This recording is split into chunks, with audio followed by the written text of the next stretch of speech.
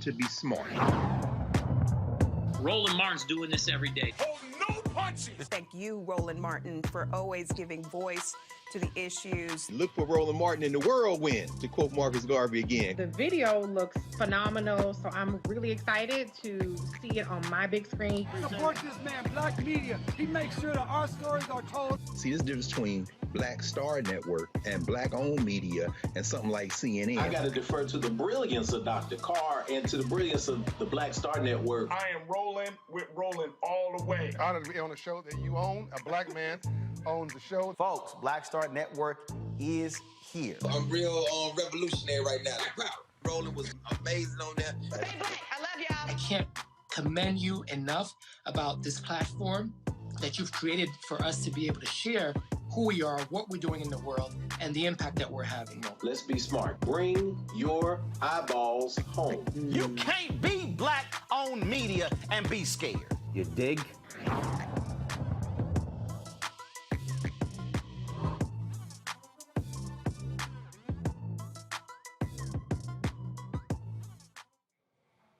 It's Monday, February 21st, 2022. I'm Ray Baker, sitting in again for Roland Martin, who is on his way back from Liberia. Here's what's coming up on Roland Martin Unfiltered, streaming live on the Black Star Network. A black man in Maryland is left paralyzed after encountering Prince George's County Police Department. His lawyer is here to tell us about the case. A black Florida teen is wrongly arrested for making threats to her school. A bully created a fake profile, and it took investigators almost 2 weeks to find out the girl they had in custody was being framed. Minneapolis is paying a black woman a six-figure settlement after an officer pointed a gun in her face because the officer thought she might have a gun after seeing her gun permit in her wallet. And the fate of 3 white men who killed Ahmaud Arbery is in the hands of a federal jury in their hate crime trial. We'll have more. We could know who President Joe Biden is nominating for the Supreme Court this week. We'll discuss how some GOP members say Biden's promise to select a black woman is racial discrimination. And an organization is trying to make it easy for ex-convicts to re-enter society. We'll talk about the Returning Citizens Stimulus Program. In our Fit, Live, Win segment, we'll learn about a coalition trying to eradicate breast cancer in the Black community. Plus, Brian Flores, you remember him? Well, he has a new job. It's time to bring the funk right here on Roland Martin Unfiltered, streaming live on the Black Star Network. Let's go. He's got it. Whatever the miss, he's on it. Whatever it is, he's got the scoop, the fact, the find. And when it breaks, he's right on time and it's rolling. Best believe he's knowing. Putting it down from sports to news to politics. With entertainment just for kicks, he's rolling. It's on go, roll, roll, y'all. It's Roland Martin, yeah. Rolling with Roland now. He's funk, he's fresh, he's real, the best, you know he's Roland Martin now.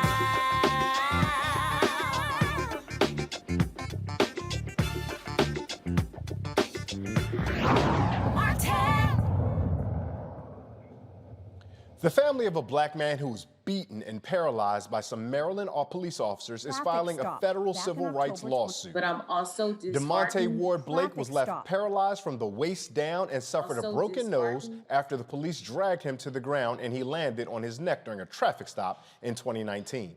Blake's family says there needs to be policy changes in Prince George's County Police Department after consistent reports of excessive force by officers. Renee Ward, DeMonte's mother, believes officers need to be held accountable for their actions. Had his knee, that police had his knee in my son's neck. My son was already paralyzed, swinging like a rag doll. And they walked around trying to cover up their names and badges and stuff. But like she said, they always want to say the bad things. Oh, they smell like weed. Or they did this and that. That's not an issue. People are still human at the end of the day. Amen. Say that. Y'all don't say the good things that these people is out here doing, but you don't say the bad things that the people that did these things to these people was out here doing either. You know, and that's what really pisses me off about a lot of these cases. Oh, they was on the corner doing this. It don't matter. They're human. If they wasn't out there shooting up, bang, bang, robbing people, stealing and killing, so what if they did what they did? But they still was not bothering nobody at the time when the people that destroyed these people's lives and these family lives did this. One of the officers involved, Bryant Strong, was charged with second-degree assault, misconduct in office, and reckless endangerment from the incident. Malcolm P. Ruff, the Blake family attorney, now joins me from Baltimore. Malcolm Ruff, thank you so much for joining us here again on Roland Martin Unfiltered. Thank you, Brother Ray. Again, it's a great honor to be back with you guys. I appreciate you all allowing us to highlight this very important case. I do have to say the photograph that I just saw, I know for certain is not Officer Strong. He is a white officer of the Prince George's County Police Department. Well, that's one of the things I wanted to get into our conversation with. And some viewers who are consistent watchers of the show may remember you from last week for your federal lawsuit against Prince George's County Police Department and the work you're doing there. And we talked a little bit about black officers, white officers, but you all are making the case that although this particular officer is a white officer, this is an institutional and systemic failure of Prince George's County. Is that a correct understanding? Yes. Our lawsuit that we filed today is a comprehensive indictment of the Prince George's County Police Department and their condonation, they're allowing, almost facilitating, and in some instances, you could even argue that they encourage this type of brutality throughout their police department. There are dozens of instances of police brutality that are listed in this massive lawsuit, 40 pages just of hatred, racist acts, unconstitutional acts, and very much sincere violations of constitutional rights of citizens of Prince George's County.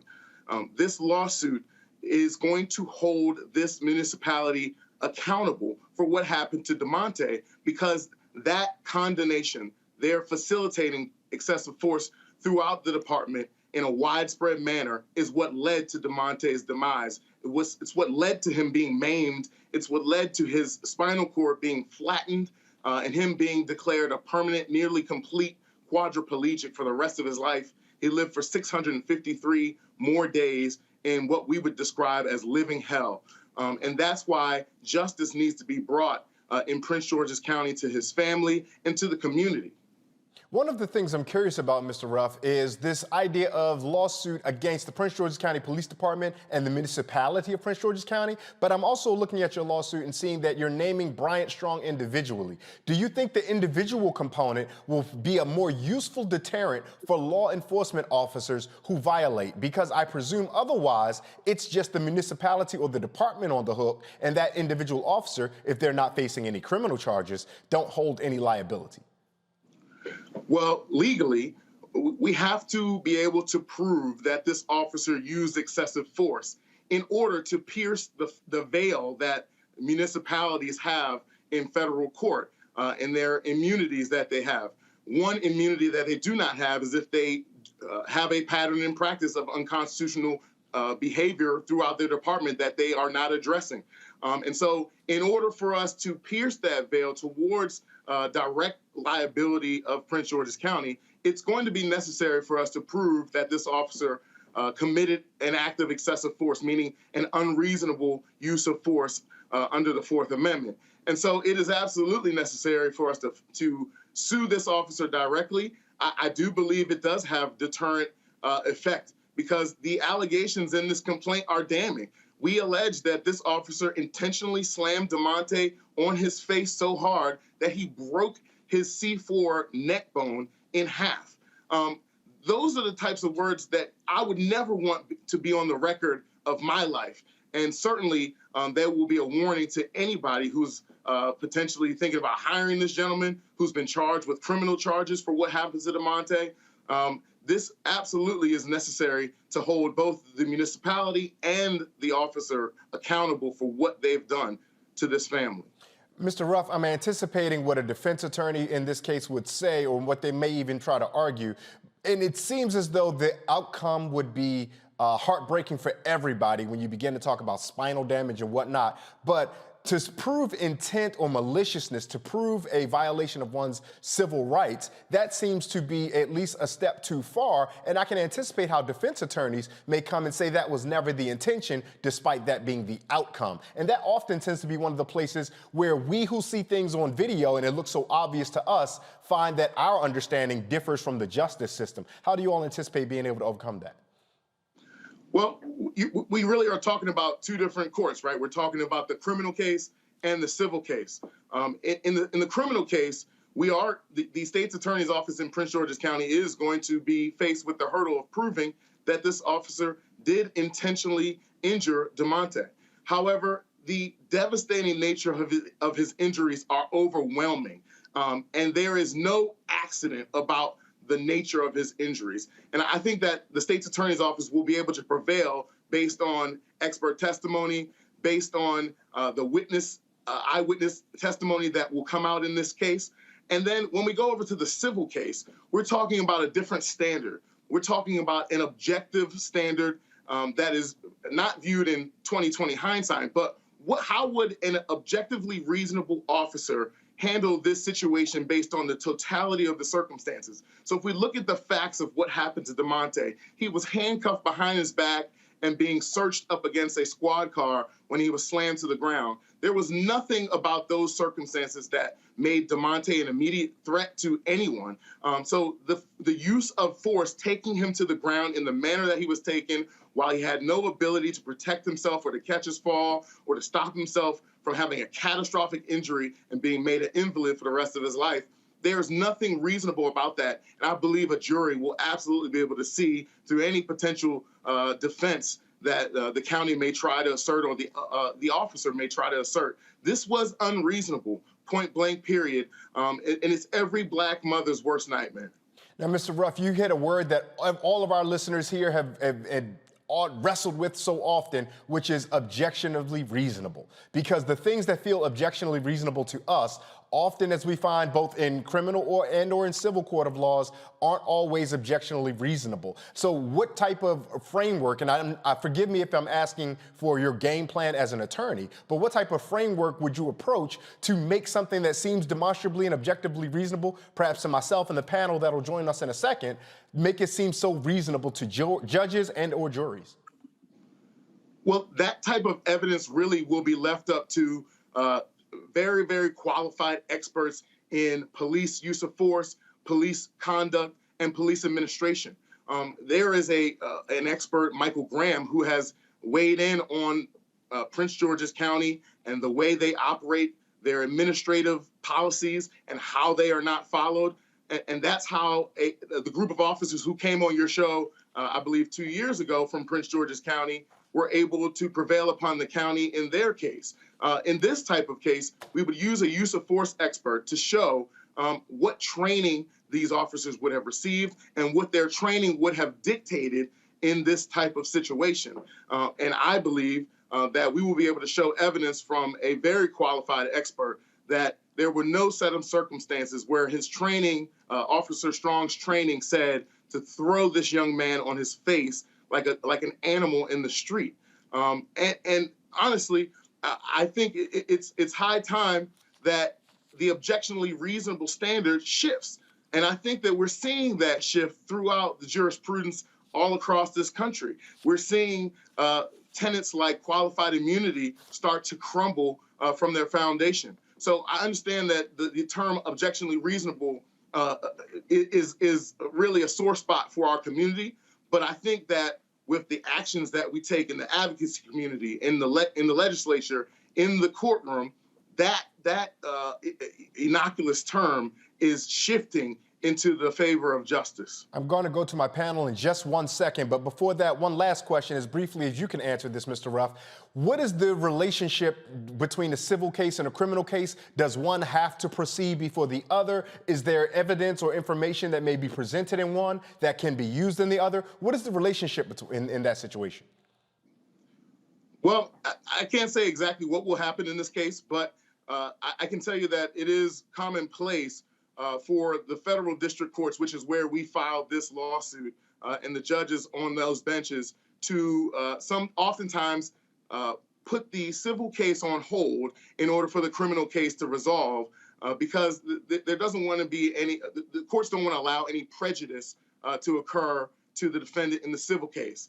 So if there's a pending criminal case while a civil case is going on, that could potentially create certain prejudice in the public sphere for a potential defendant. So I think it's more than likely that the criminal case will be resolved prior to the civil case being moved along. These civil cases take quite a long time, and they are very expensive.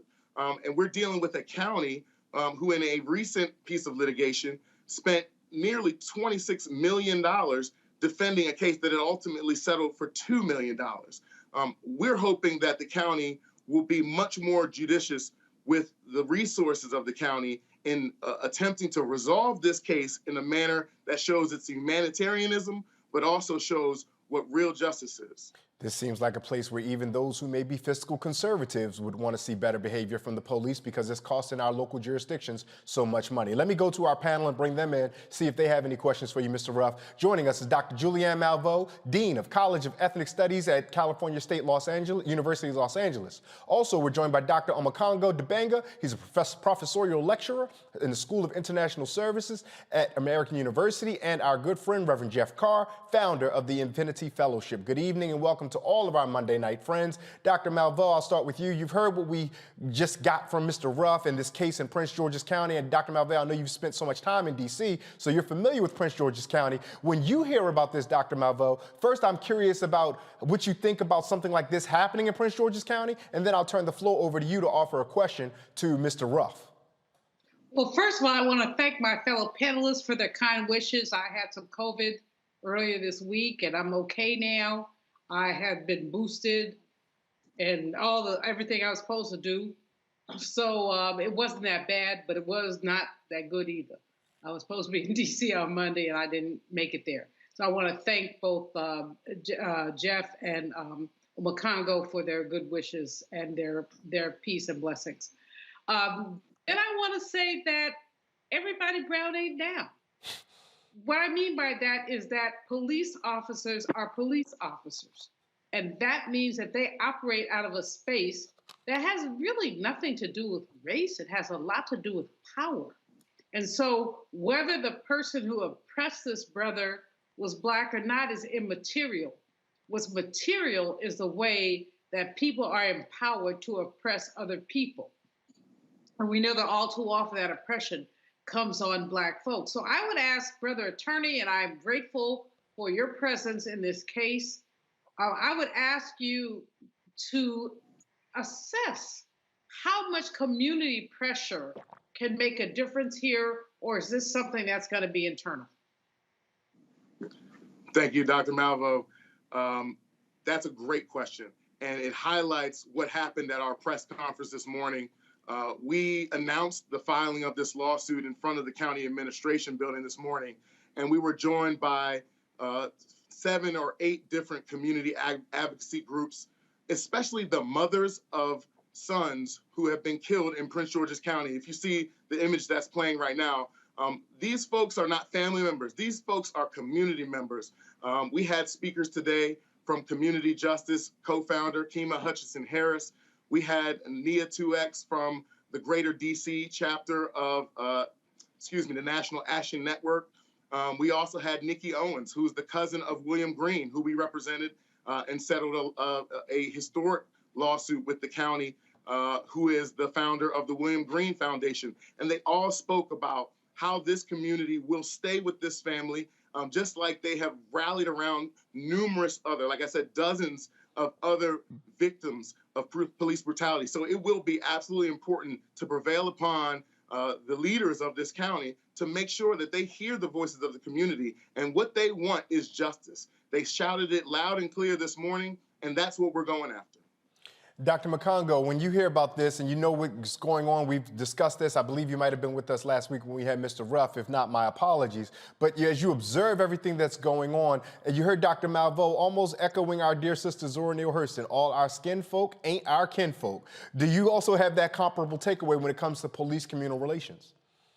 Oh, most definitely. I mean, and first of all, Dr. Malveaux, so great to see you for sure. Great to have you back. And I wasn't on when you talked about this last week, but when you see what's going on, I live in D.C. and I'm a business owner in Prince George's County. So these stories are all too familiar to me, and it's just very scary. And so when we talk about, this pattern, it really doesn't matter. It comes down to this power that Dr. Malveaux was talking about and this idea. And I was wondering, Mr. Ruff, when we were watching the video, who was that? The guy with the picture of somebody else saying, "We miss you." I'm like, didn't DeMonte survive? But you're sitting here talking about these are other families that are dealing with the same thing every single day. And so absolutely, it doesn't matter if you're black cop, white cop, the responses that we deal with in our community, especially when officers don't know our community, is the same. So Mr. Ruff, my question for you, I want to take it to President Biden. You see that we failed to get the George Floyd policing reform bill in place, and he has yet to issue his executive orders. I'm wondering, what types of things do you wish he would put in place when he issues his executive order that will make it easy for you to do your job as it relates to tracking the patterns of these police and making sure that the punishments that needed to be doled out are all about justice and accountability? So I'll talk about 2 things that I think would create so much more transparency. We deal with locally in Maryland, the Maryland Public Information Act, but there's also obviously the FOIA Act, which allows for citizens and lawyers alike to request public records of any federal agency. Those requests are largely ignored, delayed, and curtailed to a degree that is almost criminal. I can think of at least 2 FOIA requests right now that I've had pending for months and months and months now, and there is very little to no recourse in attempting to compel that information to be handed over. So I would ask President Biden to lift the obstacles and the hurdles of getting public information and allowing us to take back the curtain and see how the sausage is made. That's the only way that our communities will ever trust the police. And then another piece of legislation that was offered in Maryland last year, I talked about the Law Enforcement Officers' Bill of Rights being repealed. All types of legislation like that, codified bargaining agreements that are codified into law, should definitely be nixed. But also, there needs to be a duty to intervene compelled upon other officers that sit and idly watch other officers brutalize our citizens and our kinfolk. So I think those are the two pieces that President Biden could think about that would create that much more transparency and that much more safety for people as they're dealing with law enforcement. It's fascinating you say that, Mr. Ruff, about the duty to intervene, because we're going to talk a little bit later in the show about Ahmaud Arbery and his killers. And we found that throughout the United States, there have been a number of Americans, particularly white people, and particularly when they observe black people, who often find themselves and find the motivation to intervene in those instances. But to your point, Mr. Ruff, our law enforcement officers who may see something that goes beyond the pale, they are reticent to intervene. Reverend Carr, I want to bring you in on this conversation. And I'm curious, Reverend Carr, about the local organizing work that you have done. Because one of the things that Dr. Dibanga asked about was federally, what could we do? And I thought that was valuable to the conversation, but I'm interested in also looking at what we do locally. And so what are the ways, first, obviously I'm asking you this, and then once you've answered, please feel free to offer Mr. Ruff your question, but what are the ways that local activists help drive police to behave in better ways? And then feel free to, as I said, ask Mr. Ruff whatever question you might have. Sure. First, thanks to everybody. It's good to see everybody here. Good to see you, Ray and Dr. Omekongo. And of course, Dr. Julianne, we're never the same without you, but it's great to see you here. You're lighting up the screen as usual, and we're glad that Radiant Health has visited you and it's manifest. Brother Ruff, it's great to hear that you are on the case here. If I have to deal with the battle between Officer Strong and Attorney Ruff, I'm going Ruff, because I do speak that you're going to have a victory in this. When we talk about what's on the ground, yes, sir, we're speaking it in advance. We speak things into existence, and then we back it up with action, right? So when we think about locally here in Nashville, 2018, 2019, there was a movement to have community oversight. There was a group that was formed, a coalition called Community Oversight Now. A few weeks ago, Joy Kimbrough, who was involved in that, Attorney Joy Kimbrough, and tons of activists, many groups, partnered to put a referendum on the ballot here locally so that we could have a community oversight committee that would be charged with basically policing the police in an independent way. It overwhelmingly passed and was put in place a few years ago. Now, that said, that was the short-term victory.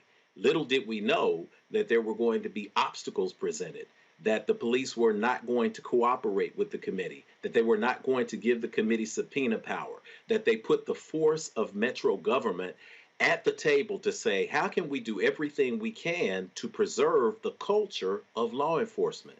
It's important that we understand that, as Brother Ray's shirt is telling us, culture is not for sale. We understand, though, that when we're talking about law enforcement, we're not talking about skin color anymore. We're talking about a system. And a system built around a culture is very, very real, and it's very, very powerful. The root word of culture is cult. There is a cult of blue. There is a cult of the nomenclature. There's a cult of actions. One of the things that Brother Ruff said that was important was, how would an objective and reasonable officer had handled this? We are existing in a culture where, as it pertains to black people, we are not seeing objective and reasonable handling of black people, period, in the system. So when we say that we've got to organize, we've got to keep the noise going, we also have to put laws in place, but we also have to make sure that we can recoup things. We can recoup some kind of restitution when these laws are violated. And so I congratulate you for the work that you're doing there and for what we're hearing, even the energy out of Sister Renee. Renee vibrates with my wife. My wife is very social justice oriented, and when something goes wrong, with her kids, she says, listen, I'm not going to hold it. I'm not going to be cool. I'm not going to pretend that, I'm in a forgiving space. I'm going to tell it like it is. We're seeing this energy coming. Prince George's County, unique situation to talk about this culture. 59% black, 21.2% Hispanic or Latino. about 11% white, and yet still operating, backing up the culture of law enforcement, which is against our best interests. Let me ask a simple question for people who hear the $75 million and they say, wow, where does this come from? How are settlements like this paid out? How are judgments like this paid out? Is it a rainy day fund? Is it municipal insurance? What becomes the space that provides this coming restitution in cases like this? Well, I won't speak for Prince George's County. I will say that each municipality decides how they want to deal with their risk and their liability as it comes to dealing with law enforcement. So certainly some municipalities may self-insure themselves through pools of insurance. Some municipalities may use taxpayer dollars to pay for these types of settlements. I can't tell you what Prince George's County would do in trying to determine how they will address this, but I will say this. There needs to be justice for DeMonte Ward Blake, because what happened to him should never have happened to anyone. No person deserves to ever be treated like this. Like I said before, thrown down in the street like an animal. And there were clear signs that this officer would treat someone like this from his past history. We will discover as this case goes along, I'm sure, that there were instances in the past where this officer decided to use unreasonable force and it was ignored. And case in point is that internal policies within the Prince George's County Police Department that were supposed to flag officers like Corporal Strong who used force on a very consistent basis were completely ignored. That was actually evidence that was admitted to in another case where Black and brown officers sued Prince George's County. I think I mentioned it earlier in the segment. And the chief of police and other high-ranking commanders had to admit that they simply just were not following their own principles that were designed, again, going back to assess their risk and to ensure that all of the communications and contacts with county residents was within constitutional parameters and was fair and just for the sake of the fact that that's how we all deserve to be treated. Indeed. Mr. Ruff, we are so grateful for the work that you're doing on this, and we hope that you will stay in touch with us, both on this particular issue and as we move forward with whatever upcoming developments may be, and our lips to God's ears. But in the event another one of our people are victimized, that you and the firm that you're with are on the front lines doing that good work. Let folks know how they can find and follow you if they're looking to find or follow any of the work that you and your firm are doing or want to keep abreast about the resolution of this particular case. Absolutely. We look forward to championing the fight for civil rights, the new civil rights movement here in Maryland. We join with all of our colleagues across the country who are fighting this fight. Me and my senior colleague, Billy Murphy, the legend of Baltimore. He's been practicing for over 50 years. And you can follow us at our website, www.murphyfalcon.com, or you can follow me on Instagram. I'm brother_Malcolm ESQ, or on Facebook, is my name, which is Malcolm Ruff. I appreciate you all. I hope you all stay abreast of what's happening in Prince George's County, because we absolutely need the spotlight to be shined on these egregious violations of our people's civil rights. Yes, sir, and we thank you for that work. Have a good evening. That is Attorney Malcolm Ruff. Now, we're going to talk about another story that's going to keep some of our interest, and we're curious about what's going on here, so let me tell you about that. The family of a Black Florida teen who was bullied for months, falsely accused of threatening her school, and wrongly detained for 11 days in a juvenile detention center is filing a lawsuit against the charter school and a social media company. One of Nia Wim's former classmates at Renaissance Charter School created a fake profile impersonating her, threatening to bomb the school and kill others. A teacher reported the threat to the police, and Wims was arrested. Wims denied making threats, and her family gave police her iPad as proof. Now, after nearly 2 weeks, Pembroke Pines police investigators realized that the IP addresses did not match whims. They tracked the 12-year-old who it did belong to down, charged the student with written threats to kill or do bodily harm, and falsifying a police report. The lawsuit blames the social media site for not giving the police access to the accounts at the beginning of the investigation, and the school did not do anything to stop the bullying. Now, the school responded by saying this: "Our highest priority remains the safety and security of our students. We always have and always will take all appropriate actions to ensure our students and staff are safe. We are not at liberty to discuss any private student issues, and we do not comment on pending litigation." Again, we're joined by our panel, Reverend Jeff Carr, Dr. Omekongo Dibanga, and Dr. Julianne Malveaux. Dr. Dibanga, I'll start with you. When you hear about this, it is terribly disheartening to know that the young person who was locked behind bars wrongfully and erroneously had to be done so in that way. I'm curious, and I don't want to play devil's advocate. Lord knows devil doesn't need an advocate. But I am curious, Dr. Dibanga, because you have this particular expertise that can help us.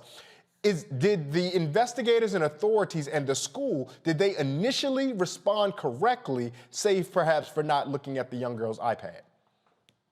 Oh, absolutely not. And I would go further before all of this happened. Just the family had requested meetings as it relates to the bullying that was taking place before she was eventually taken out of the school.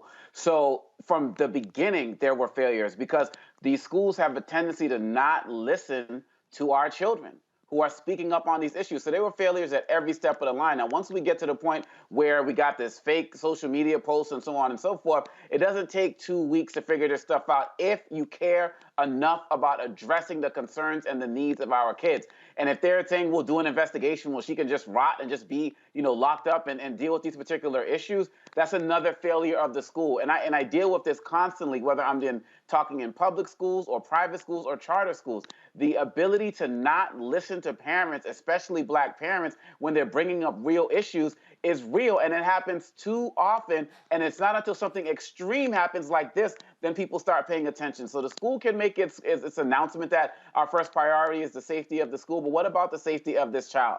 The family offered to be able to give up the iPad to be able to do this investigation. It doesn't take 2 weeks, regardless of what the social media company does. You have a tech department in your school. You have police resources as well that you could have used to figure this out. They just did not care. And though this sounds like an extreme example, we have minor examples of this happening every single day where our children are not listening to. And also, coming out of COVID, our kids are dealing with more mental illness and stress as they're coming back into schools. I'll be in a school tomorrow, for example, and the girls are dealing with issues getting back into school more than the boys are because there's issues of like physical appearance and how you look after being quarantined for so long, and the mental stress is real. And so what's going to happen with this child having to deal with this experience that didn't have to last 2 weeks? They failed her in the beginning. They failed her throughout the beginning of this process, and they're failing her now. And the family deserves better than this.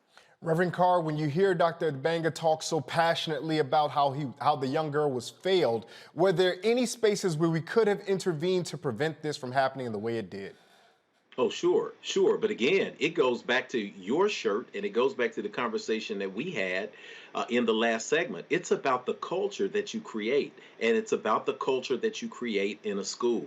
My wife has founded over the last 11 years or so 4 different PTOs at school because we were involved in schools that didn't have a PTO or had a PTO that was not functional because the principal felt, in some cases, we've got great principals now, but the principals felt as if they could run the school without parental engagement and without parental involvement beyond rubber stamping.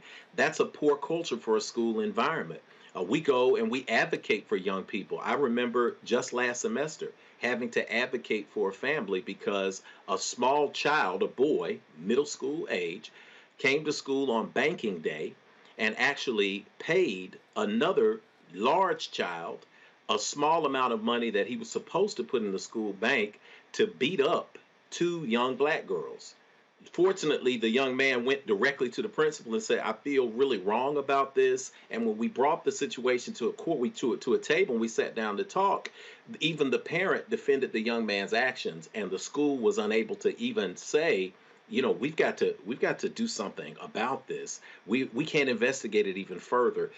We have to create cultures in schools where kids are believed, where they are protected from bullying. The pressure now is a whole lot different than it was when I was growing up. I grew up in a culture where if you had a bully, you were sent back to school and you were sent to fight the bully, and there was no problems. But I also didn't grow up with Instagram.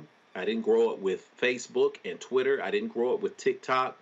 When you watch your children deal with the pressures that they're dealing with on these social media platforms, you recognize we are living in a new era.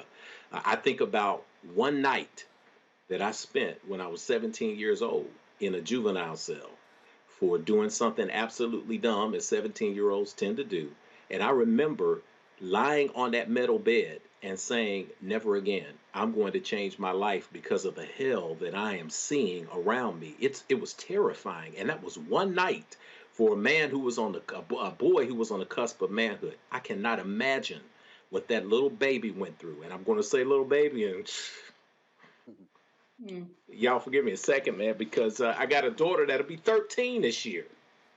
And my youngest daughter is 10. My oldest is 27. So when you think about a culture that will not protect, especially our little girls, then guess what?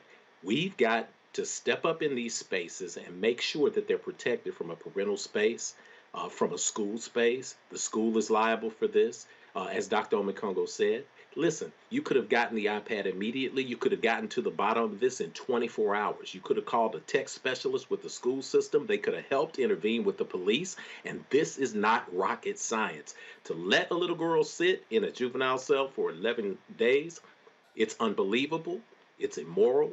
And absolutely, whoever had any involvement in this, from the school administration to the local municipality to the police department, everyone should pay for this, and they should pay for it not only financially, but by creating a new culture in these school systems where our babies are protected. Dr. Malveaux, I don't even know how to begin to ask you this, but can you begin to theorize why or how the school system and police can all equally drop the ball? First of all, Black women and girls are seen as at the bottom of the totem pole. We're less than. We're simply less than. We're not seen as human. We've seen over the years videos of like a police officer grabbing a young girl by her braids. We've seen all of this. This hurts me to my soul because much of my work has been about uplifting Black women and girls. And when you see 11 days, as Reverend Carr has said, I mean, I was a horrible child. They used to just send me to juvenile to try to straighten me out. Anyway, and they get me there. My dad was an assistant superintendent of schools. They get me there. They get me out in about 4 or 5 hours. And by then I was scared straight for like another 2 weeks. So I can't imagine a child being put in juvenile for 11 days away from her parents. But Black women, you know, Ray, we're seeing the vitriol against Black women from the bottom to the top. We see it at the top with this crap that this Georgetown professor says a lesser Black woman is going to be considered for the Supreme Court. Give me a you-know-what break. Then we go to the attacks on Lisa Cook, a phenomenally accomplished economist who has been nominated for the Federal Reserve. And we see how she's been attacked as a Black woman with that idiot Tucker Carlson, who somebody just needs to give him a lobotomy, and that would probably solve some problems. When he says that, you know, she's not qualified to teach principle of economics at community college, bull, you know what, bull duty. I mean, and so it trickles all the way down. And we do understand, and let me make it clear, the first sexual harassment case that was brought to the United States Supreme Court was brought by a sister named Michelle Vinson. And the case was Vinson versus Meritor.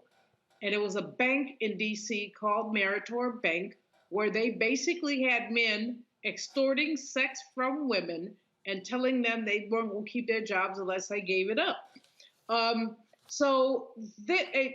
blessedly, the court found in Michelle Vinson's favor, but it took a couple of decades, and of course, who knows what happened to her. But here's the point. Black women have always been at the bottom of the totem pole. We've been sexualized, we've been marginalized, and so this is not surprising, but it's extraordinarily disturbing. And as Reverend Carr says, if you have young women in your life, and I'm an educator and was the president of a women's college, this hits you to your soul. It really does. What did this girl do? How did she feel? And how will she be impacted 6 months from now, a year from now? How will it change the way that she engages with the world? We are so... Everybody involved needs to be effing fired.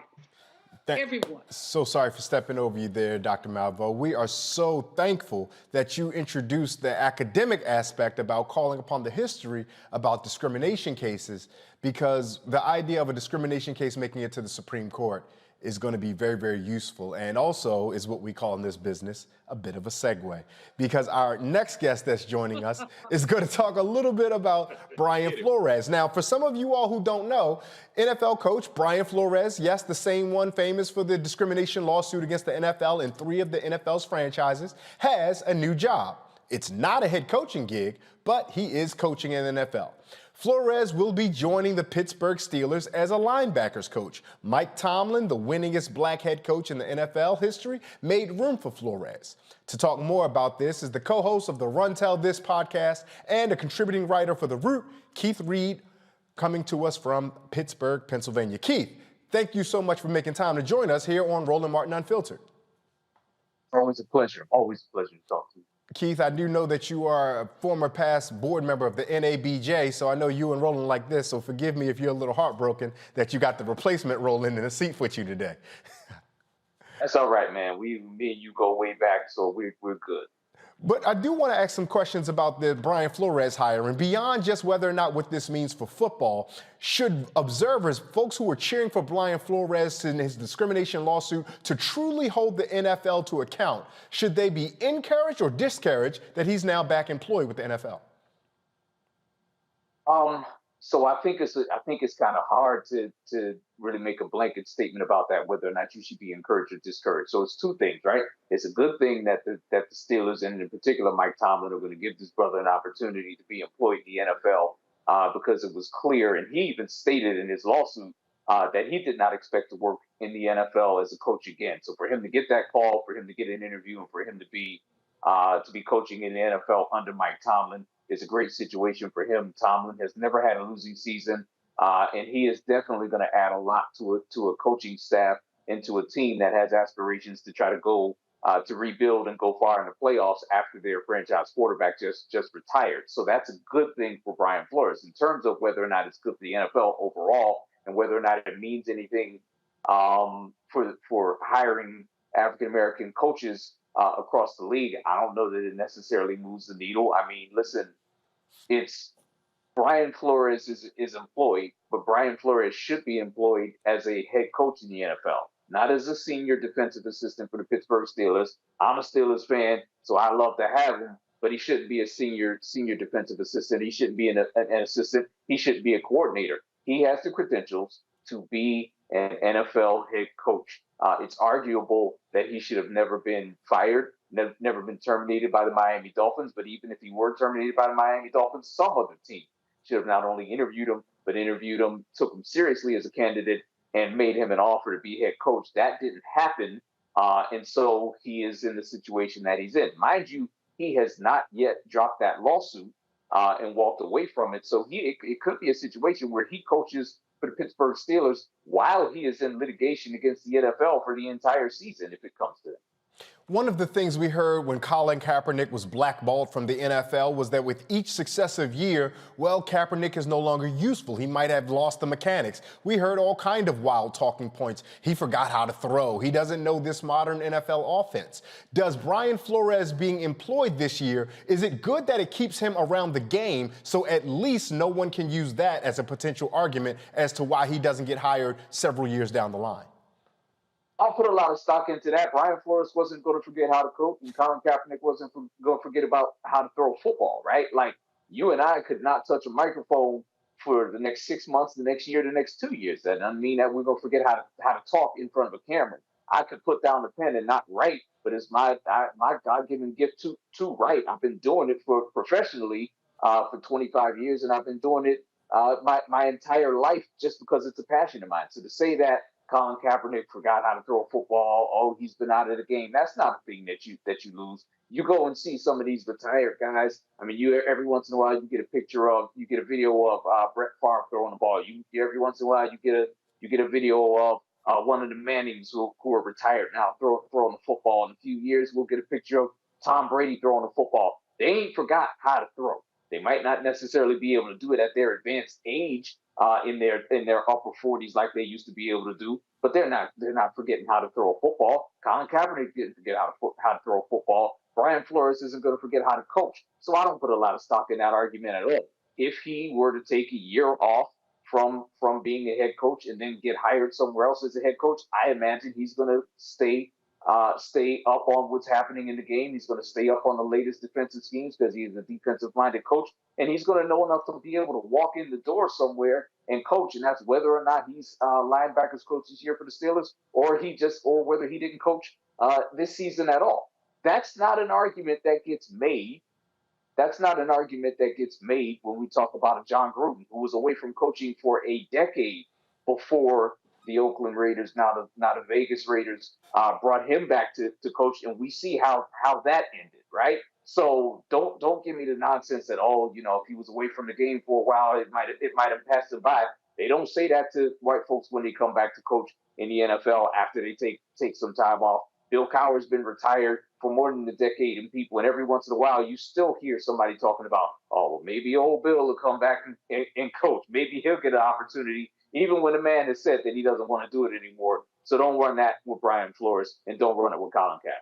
One of the things I'm interested in is this particular organization that did hire him. As we alluded at the outset, Brian Flores' lawsuit is against the NFL, but also 3 specific organizations for what he says and alleges to be sham interviews. But in praise to the Pittsburgh Steelers, and to be fair, this just may be the Steelers are the best of a bad lot, but they are clearly the best because, as you alluded to, Mike Tomlin, a member of Kappa Alpha Psi, I'll give him that. Also, he's the head coach of that team, is ensuring that his staff, if I'm not mistaken, 10 of 18 assistants are African-American. They have also a multicultural, diverse staff, all the way down to the strength and conditioning coach, and it's a very good chance they may have an African-American general manager. Is the Pittsburgh Steelers perhaps the only team in the NFL that would be uniquely qualified to take on Brian Flores, someone who you just said could spend the entire year as an employee of that organization while in litigation against the league they're playing in? Oh, are they the only team that's uniquely qualified to do it? No, any one of these teams could have shown the moxie. Any one of these teams could have had the balls and just go ahead and say it to bring him on. And I don't think it really takes all that much balls to hire somebody who's qualified to do a job when you need somebody to do that job. But no other team did it except for the Pittsburgh Steelers. And I felt it important to point that out in what I wrote for the Root, that a lot of folks were writing about Brian Flores in the context of his lawsuit, but not really taking a look at what was happening with the Pittsburgh Steelers. So a little bit of context. The Steelers have a history, and again, I am not trying to hold the Steelers out as a franchise. If you don't like the NFL, if you believe the NFL is inherently racist, I'm not trying to disavow that. But I will say that there is one franchise in the league that does have a long history of being pioneers on race or on moving the ball forward, so to speak, on race. And that is the Pittsburgh Steelers. The league's Rooney Rule, which has come in for criticism rightfully, but the establishment of the rule in and of itself was named because the former chairman of the organization, Dan Rooney, put that rule forward. Dan Rooney was a Republican his entire life until he supported Barack Obama for the office of president, and then served under Barack Obama as the United States ambassador to Ireland. This is a team that pioneered going after players in the 1970s, in particular in the 1974 draft. They built a dynasty by going down south, by hiring an African American reporter at the Pittsburgh Courier, a black newspaper, sending him down south to scout players at HBCUs, and they managed to land several Hall of Famers in the 1974 draft that became the nucleus of what we now call the Steel Curtain defense, and the nucleus of a dynasty that won 4 Super Bowls in the late 1970s. So that history, and then you talk about Mike Tomlin having been the longest tenured. He was the youngest head coach to win a Super Bowl at the time that they hired him. He was the youngest head coach in the NFL at the time that they hired him. He's been to 2 Super Bowls, won one. He, in 15 seasons coaching this team, he's never had a losing season. And as much as people around here in Pittsburgh and nationally talk about Mike Tomlin being on the hot seat, the Rooney family hasn't walked away from him, and it's never been even a whisper, at least from inside the building, that Mike Tomlin may not have job security. So if there was a team that was well positioned to either take the heat, whatever heat there may come from the other owners in the league about hiring Brian Flores, or a team that may be in good position to kind of smooth this over and say, hey, we'll take him on, we'll bring him in, it would certainly be a team that has that track. Well, you laid out a number of reasons about why the Pittsburgh Steelers would be able to absorb whatever media attention, or from some areas of media, negative attention that would come from this hire. But you also illuminated that anybody could have brought him in. Anybody should have had the infrastructure to do it. So beyond the Republican Mr. Rooney, beyond the family having the Rooney Rule, beyond the family choosing to bring in black players when that was really an exploitation of a market inefficiency, beyond all of these things, why was Pittsburgh the one who was there? Is it simply just Mike Tomlin and the Rooneys are just committed to finding excellence regardless of the circumstances? So we had a local writer in our market at the Post Gazette, I think it was Paul Zeiss, a few days ago, who wrote about this, and he said that at present, with the exception of Art Rooney III, that Mike Tomlin is currently the most powerful person in the Steelers organization. I mean, think about that. With the exception of the owner, not the general manager, but Mike Tomlin is at present, at least in the eyes of this one writer who covers the team, the most powerful person in the organization. And so he has a lot of latitude to be able to make decisions like this, which is not to say that he can do it unilaterally, that he can do so without going to the Rooney family. But certainly, there's probably only one other person in that building that he may have had to have a conversation about, and that is the ownership group.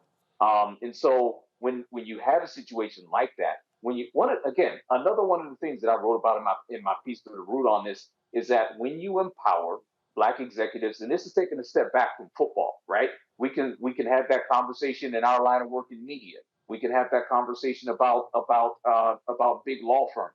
We can have that conversation about big consulting firms, big accounting firms, whatever endeavor you're in, whatever industry you're in. When you empower black executives, when you empower women executives, when you give people who are qualified to the opportunity to build a track record and to be successful, those people tend to bring other people along with them and give them a shot to either have their first go round as a defensive assistant or a defensive coordinator, or as a partner in a law firm, or as the editor-in-chief of a paper, or whatever the case may be.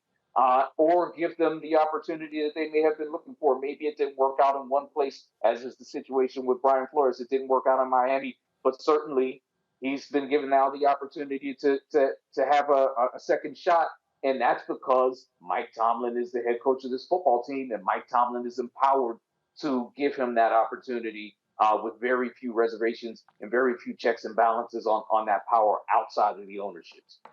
I am a native of Baltimore. I've never played for the Baltimore Ravens, but I've cheered for them several times. And I am a member of Phi Beta Sigma. Ain't nothing about me that's excited about cheering for a Kappa that coaches the Pittsburgh Steelers.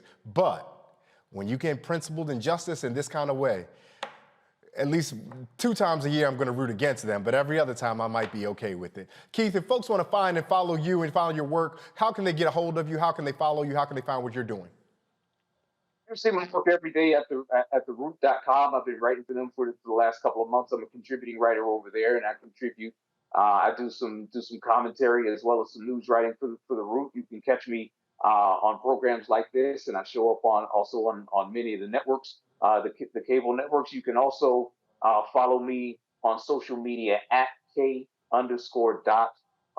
So at K_DOT_RE. Yes, sir. He is Keith Reed. He is the co-host of the Run Tell This podcast and a contributing writer for The Root. He has been our guest right here on Roland Martin Unfiltered. Keith, thank you so much for your time this evening. Appreciate it. Talk to you, brother. We've got so much more coming up for you on the other side of this break. You stay tuned. You're watching Roland Martin Unfiltered, streaming live on the Black Star Network. We'll be right back.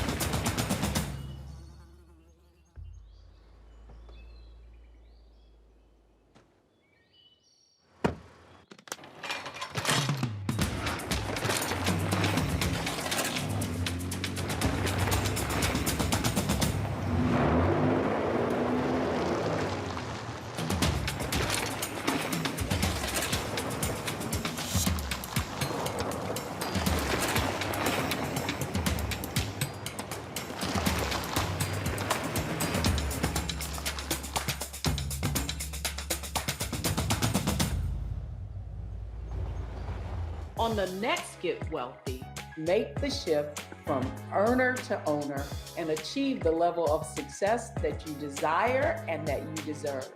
You have to know your worth. You can't settle for what someone is going to give you. You've got to take ownership and be prepared to make some smart money moves. Oh my goodness, it's such a good feeling to achieve the goal that I set. If charity can do it, you can too. So watch Get Wealthy on the Black Star Network.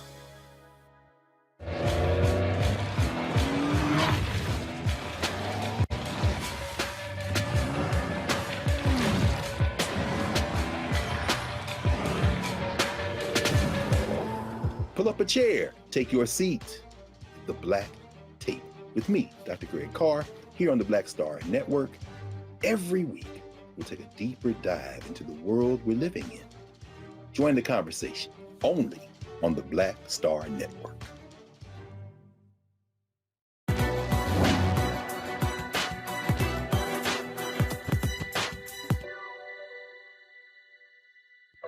I'm a fighter. Nobody has ever bought me or bossed me. Congresswoman Shirley Chisholm.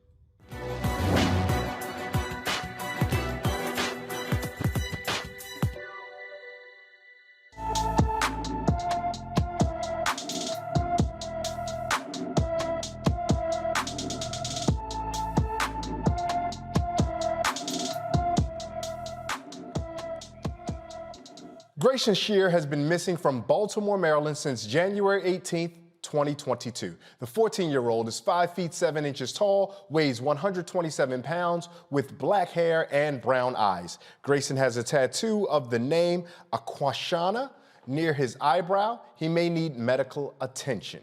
Anyone with information about Grayson Shear's whereabouts, please call the Baltimore City Police Department at 410-396-2359. We've got some headlines for you and updates in the trial of Ahmaud Arbery. A federal jury of 8 white people, 3 black people, and 1 Hispanic person has now begun deliberations in the trial, not of Mr. Arbery, but of the 3 white men who chased and killed Ahmaud Arbery. During the closing arguments today, the federal prosecutor told the judge the convicted murderers acted out of, quote, pent-up racial anger, close quote, and should be convicted of hate crimes. The defense attorney said Arbery was fatally shot in self-defense and had acted suspiciously during previous trips to the neighborhood. Arbery was chased by 3 white men for about 5 minutes on February 23rd, 2020, through a South Georgia subdivision. Also, one of the 3 former Minneapolis officers on trial for violating George Floyd's rights told the jury at one point Floyd didn't look right. Thomas Lane testified he thought Floyd was doing okay while handcuffed, face down on the street with Officer Derek Chauvin's knee pressed to his neck until paramedics arrived and turned Floyd over. That was the first time Lane got a look at Floyd after the struggle. Before that, as he held Floyd's legs, he thought he saw Floyd's chest rise and fall. Lane told the jury he believed Floyd still had blood pressure based on the appearance of veins in his arms. And also, last month, President Joe Biden said he would be announcing his nominee to replace retiring Associate Supreme Court Justice Stephen Breyer by the end of this month, which means we could know his pick this week. Now, Biden has not shied away from his promise to put forward a black woman for the post, but Texas Senator Ted Cruz says Biden's promise is, get this, racial discrimination. Said on Friday it still plans to make an announcement on a nominee by the end of this month, which means, based on the calendar, that could be in a matter of days. The president is on record saying he's committed to putting forward an African-American woman. Yet you have firmly disagreed with this idea. At one point you called it offensive. Another point you called it insulting. Does that make you an automatic no on the nominee? Well, listen, Democrats today believe in racial discrimination. They're committed to it as a political proposition. I think it is wrong to stand up and say, we're going to discriminate. This administration is going to discriminate. What the president said is that only African-American women are eligible for this slot, that 94% of Americans are ineligible. Merrick Garland, whom Barack Obama nominated to the Supreme Court, Merrick Garland was told, sorry, you're the wrong skin color and wrong gender. You're not eligible to be considered. I think our country has such a troubled history on race. We ought to move past discriminating based on race. The way Biden ought to do it is to say, I'm going to look for the best justice, interview a lot of people. And if he happened to nominate a justice who was an African-American woman, great. But you know what? If Fox News put a posting, we're looking for a new host for Fox News Sunday, and we will only hire an African-American woman or an Hispanic man or a Native American woman, that would be illegal. Nobody else can do what Joe Biden did, and there's a reason for that. Racial discrimination is wrong. Now, that being said, when we have a nominee, I'll consider that nominee on the record, and I'm confident the Senate Judiciary Committee, we will have a vigorous process examining that nominee's record. And what I can tell you right now is we're not going to do what the Democrats did with Brett Kavanaugh. We're not going to go into the gutter. We're not going to engage in personal slime and attacks. We're going to focus on the nominee's record, on substance, and what kind of justice she would make. And that's the constitutional responsibility of the Senate. Gonna go to our panel now. Dr. Julianne Malveaux, Dr. Omekongo Dibanga, and Reverend Jeff Carr. Dr. Malveaux, you hear Mr. Cruz talking, and I took a lot of politeness and pleasantries to even say Mr. Cruz right there, because so much of what he said seemed... Thank you for taking the pleasantries, because I was going to say something else, and it was going to start with M, and it was going to have an F in the middle of it, and I'm not going to even say it on the air, but you know what I'm saying. Y'all know what I'm thinking. He seems, I mean, the hypocrisy, the inconsistencies, the audacity, quite honestly, to even bring up Merrick Garland to say that Merrick Garland couldn't get a fair hearing. Did you read that the same way I did? Well, first of all, it's not audacity, it's caucasity. I mean, it is the simmering in Caucasianness to look at there have only been two Black people on the Supreme Court. Thurgood Marshall, who of course lifted us up, and Uncle Tom, who pulled us down, and we, how many women? So that he would say what other presidents have said is not alarming. What's alarming to me is a disrespect, the continued disrespect of Black women. The fact that it's okay to publicly disrespect Black women. Ted Cruz needs to be taken to a small room with a big bat. Okay, I didn't say all that. But anyway, something bad needs to happen to him because he just really doesn't get it. And, I'm sitting here and y'all know I play my elder card from time to time. I'm 68 years old. Praise the Lord. I done talked so much spit that I shouldn't be 68 years old. I should be up under somebody's grave or something for talking too much spit. But that ain't the point. The point is that consistently, I have lived and seen the ways that Black women are disrespected, and this is nonsense. Any of the women that President Biden is considering are more qualified than 1/3 of the bench. Come on now. If you look at any of those women, more qualified than the beer swiller, all these Catholics they've been coming up with. And I was raised Catholics. I ain't bad at Catholics. Y'all can be Catholic if you want to, but their position on choice is unacceptable. And the fact is that all this crap that's coming from Republicans never came up before. They basically shut down Merrick Garland, and then they have fast-tracked these marginally. Even the American Bar Association was not in favor of all of them. So how do we get these B-, C+, even C- justices with their detractors or their supporters saying Black women are not qualified? Give me a you-know-what break. Reverend Carr, we hear the Black women aren't qualified, and yet President Biden hasn't even put forth the Black woman that he wants to nominate. Now, we've heard several names on short lists and things of the sort, fair enough, but even the idea of qualifications is a little bit of misnomer. In the United States, we pretend as though there's only one person who's qualified for this one job, whether we're talking about head coaches in the NFL like we were just now, or a Supreme Court justice. And so when you hear, not necessarily the Republicans and the silliness of that, but when you hear this animosity, this antagonism that Dr. Malveaux just talked about how Black women are being treated in our country, how do you suggest we brothers stand up to support those Black women publicly and in our intimate conversations so those women know that when they go out into the world and they face the harm that they're going to face, that they know they have allies and solidarity right here at home with us? Yes, indeed. I think we need to begin to see ourselves in Black women. I mean, one of the things we all have in common is we emerged, many of us, out of the womb of a Black woman. If we want to talk about humanity in general, because as August Wilson said, culture is universal, but the greatest and the quickest path to universality is cultural specificity. So in other words, by me telling my story and being authentic and connecting, then everybody gets to find themselves. And if we use that, we take that and overlay it on human culture, we all historically emerged from some Black woman's womb in Africa. So we're all just various shades of some kind of African going back millennia and millennia. That said, when we see ourselves and we see our connection to Black women in a very powerful way, we naturally stand up and we naturally bust out laughing when we get to see people like Ted Cruz being taken seriously by anybody. My mother had a term. It was a word that she used to use when we were coming up. And she used to see foolishness. And it's a word, it's one word. We thought it was one word, but it was ain't nobody studying. And this word, ain't nobody studying, was a very powerful word. And I want to invoke it now and say, ain't nobody studying Ted Cruz. Ain't nobody studying Fox News. Ain't nobody studying people who get up and commit the most egregious acts of racial discrimination and then attempt to convince somebody with a straight face that somehow nominating somebody, right, exactly, nominating someone, and it's beautiful.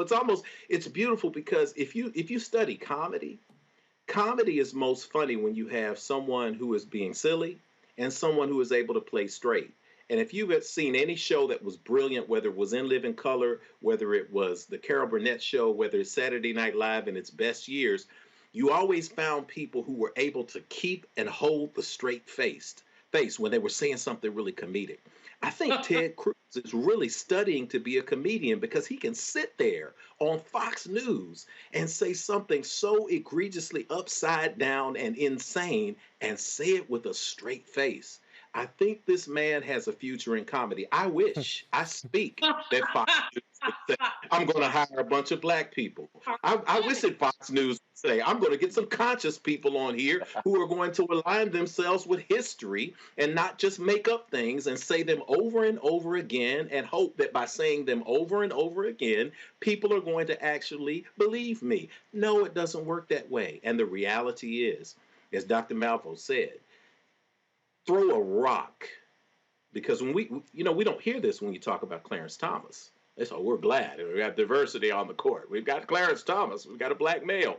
You see, when we're serving their interests, then we don't hear this. But if there's an outside chance that we will have someone in place that will manifest the things that we expect, freedom, justice, equality, equity, and making sure that the Constitution is followed, then all of a sudden we get sidelined by this red herring of so-called black racism, and we're not paying attention to it. Ain't nobody studying you, Ted Cruz, because you could throw a rock. I wouldn't say throw a rock. You could throw some flowers or something gentle or some tissue, a box of tissue on any court space in the United States of America, and you could hit 5 black women in the courtroom, and all 5 of them will have qualifications exceeding yours. You will have 5 of them whose qualifications are unparalleled. You can pick 2 or 3 of the people whose names have come up.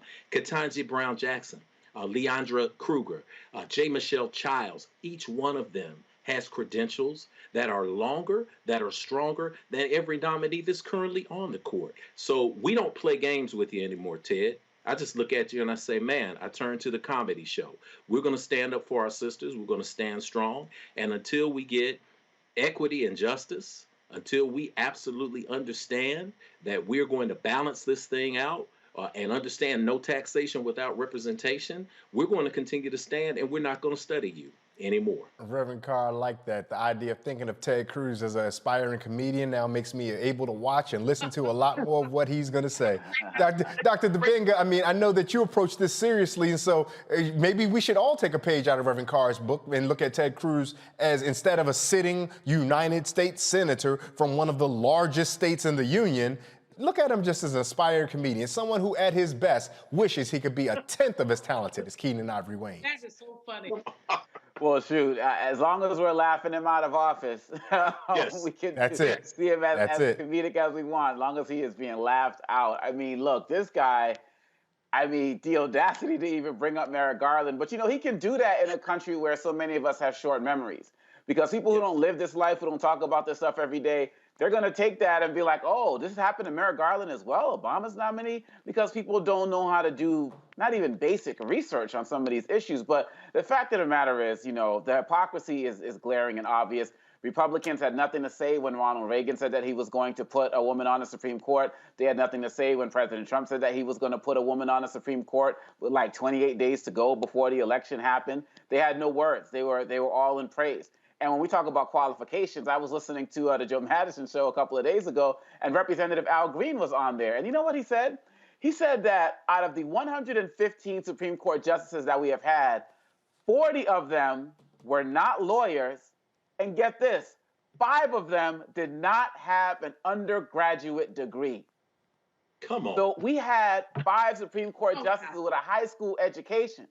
Come on now. And you saying, you talking about these women aren't qualified? Seriously? This was what they do. They have nothing better to do than to poke at strong black women and do anything to get them off their game. But I got news for you, Ted Cruz. These sisters who Biden has on tap, they done seen it all. They done heard it all. They done went to sleep hearing it all, woke up hearing it all, and there's nothing you can do to faze them. This is going to happen. And in the case of sisters like Judge Ketanji, we had Manchin and Sinema who had already voted for her confirmation just a few months ago. So this is going to happen. Y'all can do all your talking and yapping, but we are going to see a sister on the Supreme Court. Look, we have our Jewish brothers and sisters who make up 2% of the population, but I believe have had 8 Supreme Court justices over the years, and it's beautiful. There's no complaints. We're looking for the same type of representation with our numbers being in the teens as it relates to proportionality. So I say go for it, Biden, go hard, or don't go at all, and we're going to support these sisters in any way, shape, or form. So Cruz, we laughing, but we're going to be laughing you out of office. We're going to laugh, and we're going to laugh you out of office, and I appreciate that. I appreciate having the academics. Go ahead, Dr. Malveaux, one last word on this. One quick thing. We can't get into the trap of comparing these sisters to each other. Whoever we get, we're going to be happy about. I mean, I think that the right wing is going to try to say this one is better than this one, and Lindsey Graham and that other Tom and the Senate, they have their favorite. No, we want a sister. all the sisters that have been mentioned are qualified. We're not going to get into that trap. That's right. Yes, ma'am. Thank you so much. We're going to take a quick break. You're watching Roland Martin Unfiltered here on Streaming Live on the network. We'll be back with so much more.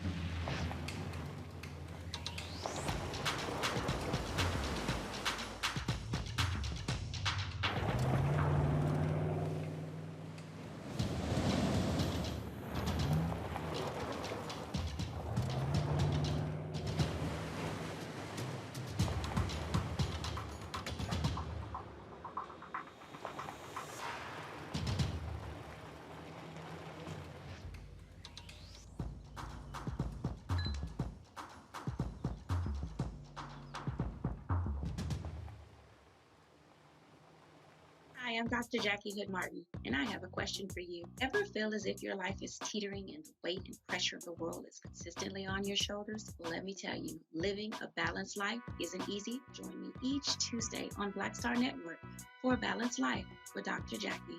We'll laugh together, cry together, pull ourselves together, and cheer each other on. So join me for new shows each Tuesday on Black Star Network, A Balanced Life with Dr. Jackie.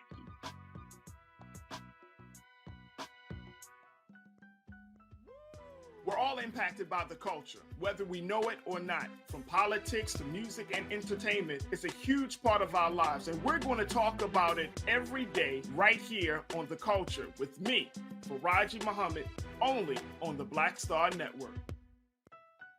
Hi, this is Essence Atkins. Hey, I'm Deion Cole from Blackish. Hey everybody, this is your man Fred Hammond, and you're watching Roland Martin, my man, Unfiltered.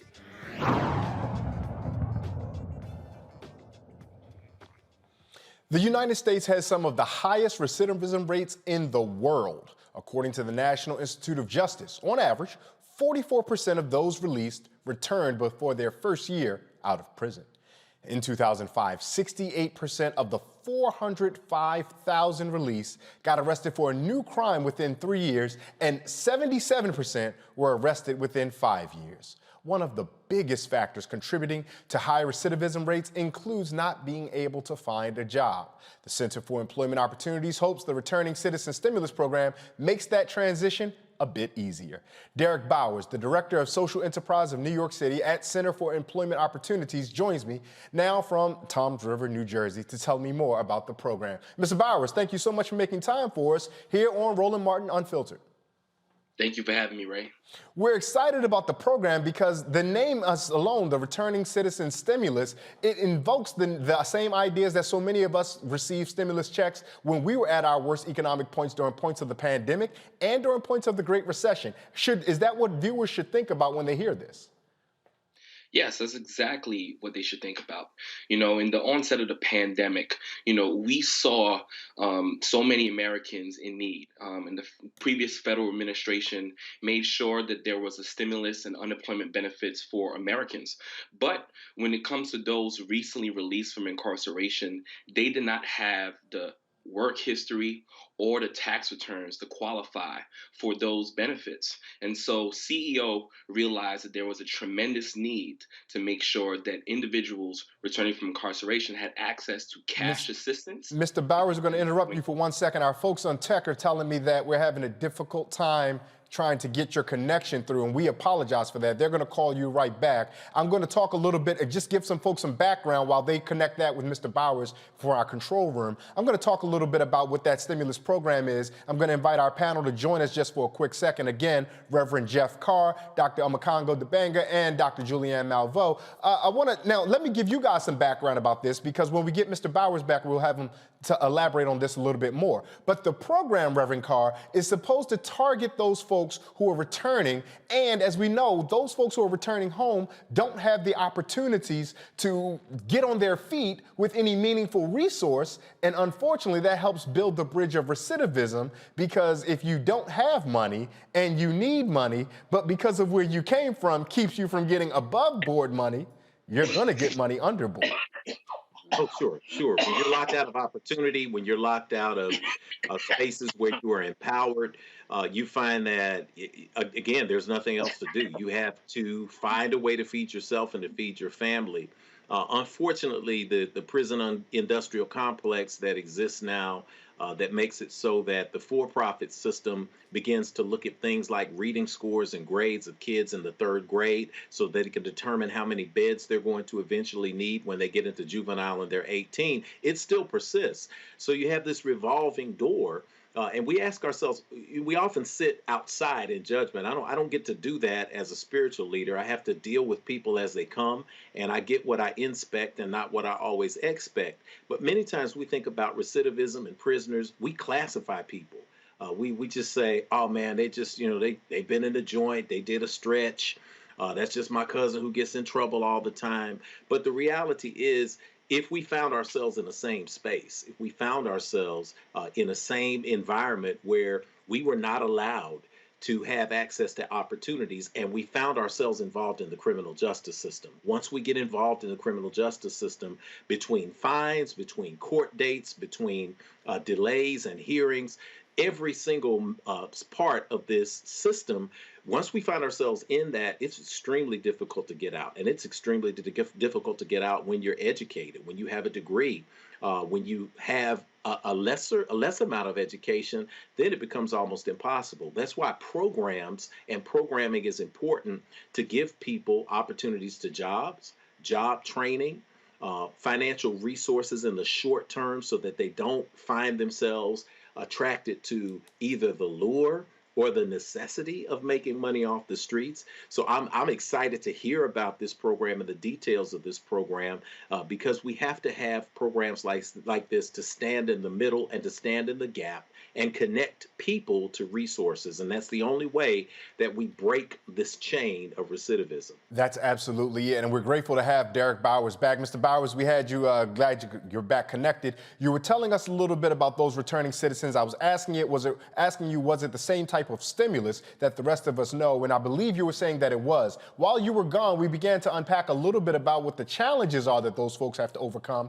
But in the time that we do have with you, I want to pierce in more specifically onto the ways that you all are helping those folks get back up on their feet by not just giving them money and cash direct handouts, but there is a work requirement, but the work requirement is not the same inhumane kind of work requirements that we see from our federal SNAP benefits or our food stamp programs or even welfare. These are attainable things that these folks can do involving resumes and things of the sort. Tell our viewers about what some of the milestones that it is that your organization asks these returning citizens to meet in order to continue to receive their cash payments.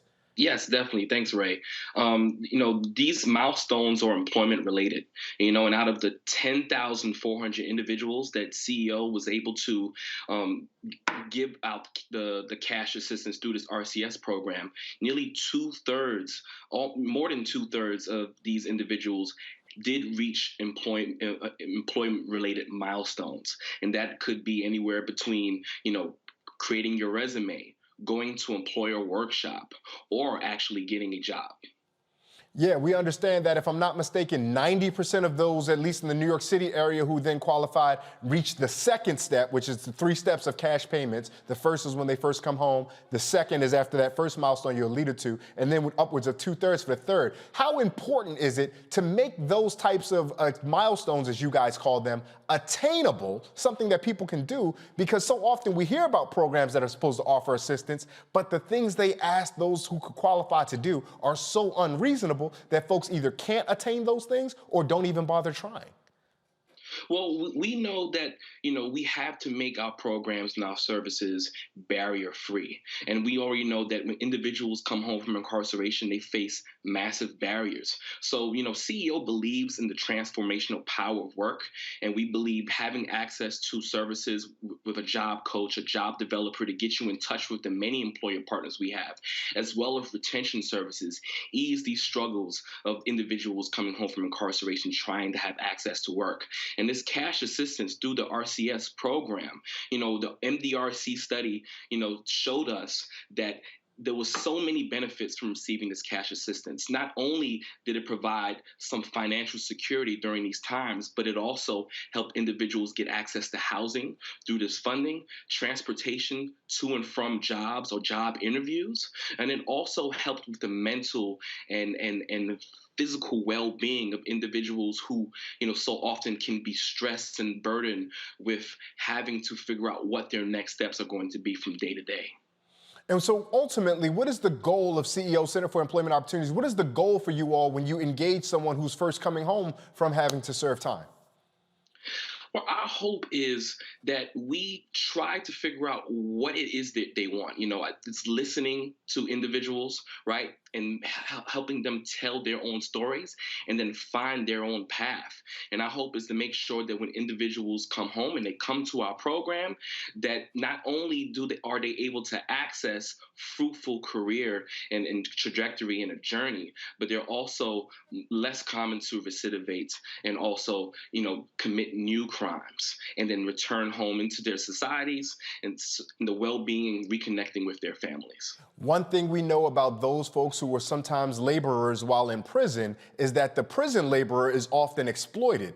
Conversely, so too is the laborer who comes home who's involved in reentry. What are the ways that you guys have tried to make peace and resolve those folks who come home and want work, right? So they're willing to take work at almost whatever a dollar amount they can get, and the rest of those folks who are out here demanding livable wages or sustainable wages, making sure that those workers aren't being exploited to the detriment of the workers who are already home. How have you guys tried to massage both of those needs of the community?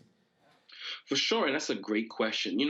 We work with employers that understand our mission.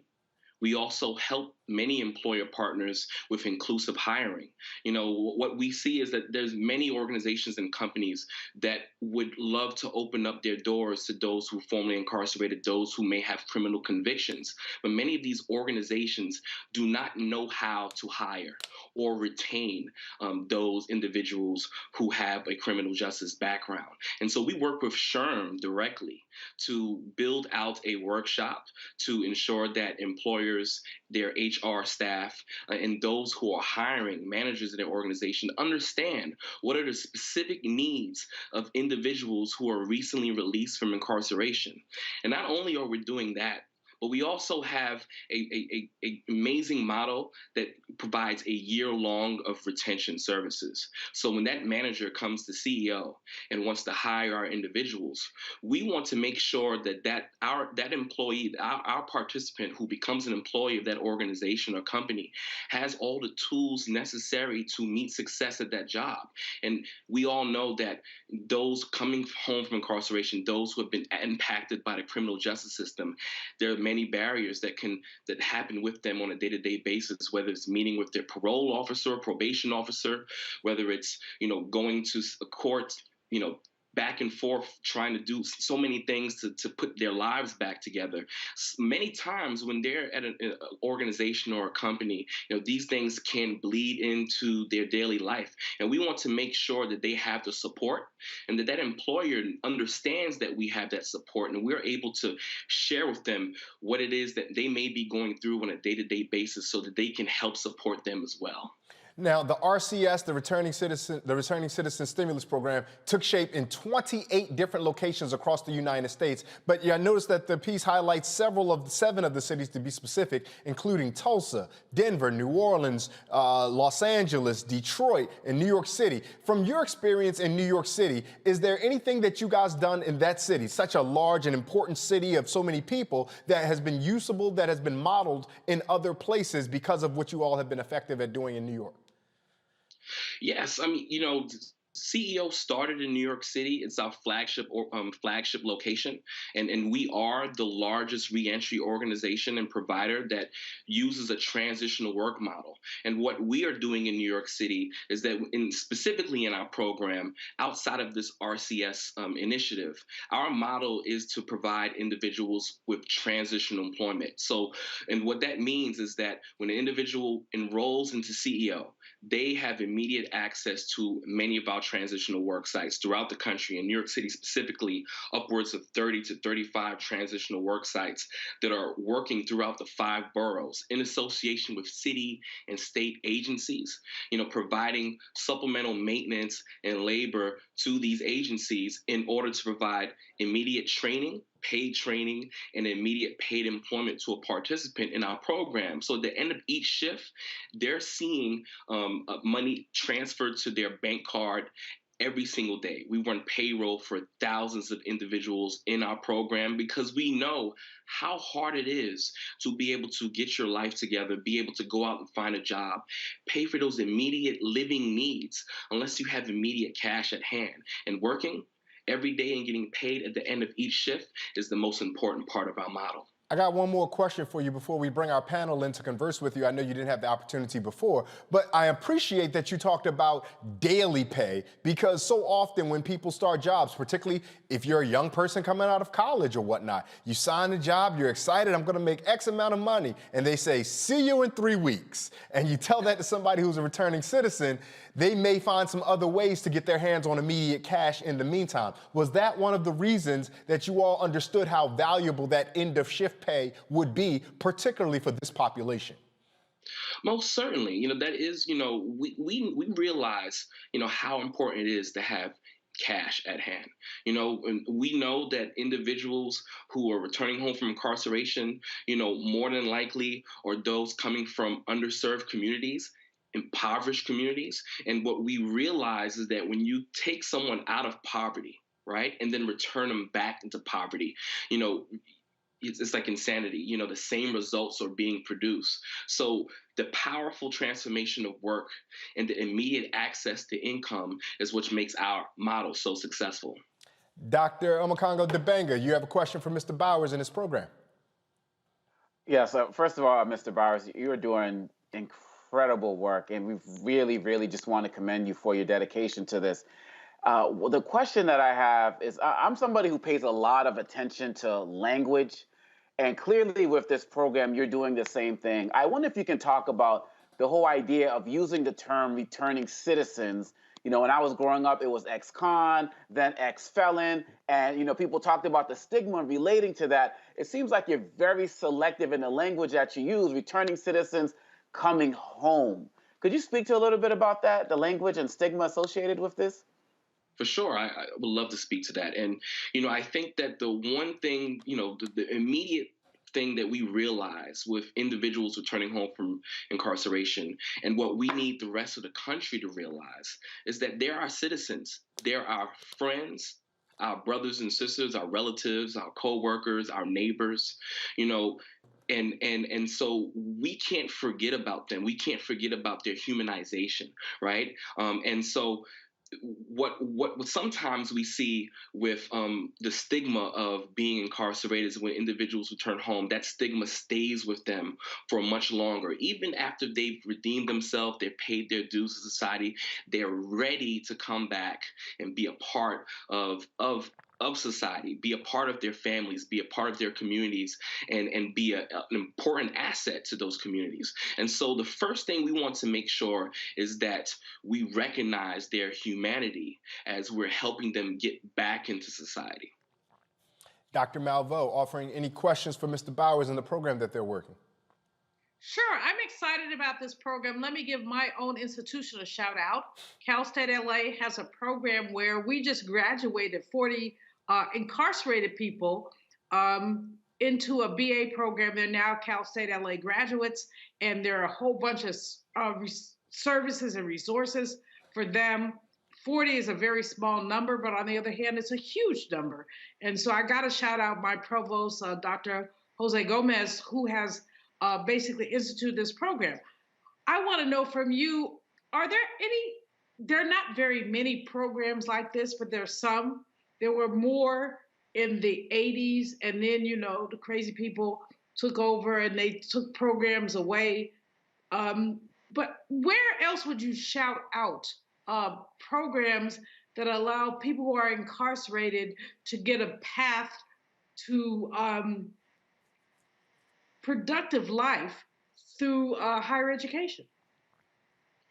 Yes, well, CEO is a part of a coalition, and specifically, I'm speaking for New York City. It's called the Alternatives to Incarceration and Reentry Coalition, and we're one of 11 organizations that provide so many reentry services to those coming home. And while CEO, our focus is specifically on work, there's many organizations like the Fortune Society and Osborne Association that provide housing and mental health services for those coming home from incarceration. And education is extremely important. I wrote an op-ed, a few years ago about the necessity for institutions to understand the importance of returning citizens and granting them access to universities and education for the betterment of our entire society and our community, specifically HBCUs.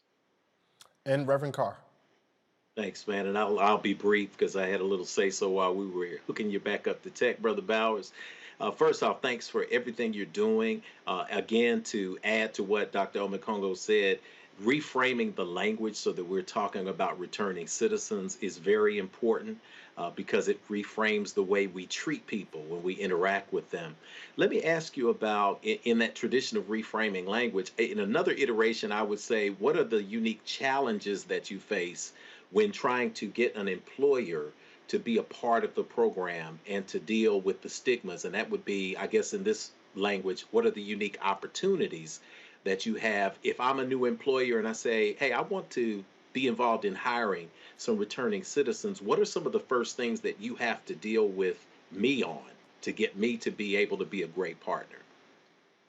Yeah, that's a great question. I think the first thing is understanding the culture of your organization, right? And the values, right? And the values align with, our mission. And the mission is second chances and redemption and believing in the power and development and the growth of everyone, no matter their background. You are a great partner to CEO. And also, educating, employers and our partners more on the value of returning citizens in the workplace. We see that individuals who recently released from incarceration and accessing employment, they're more likely to retain that, to stay at that job.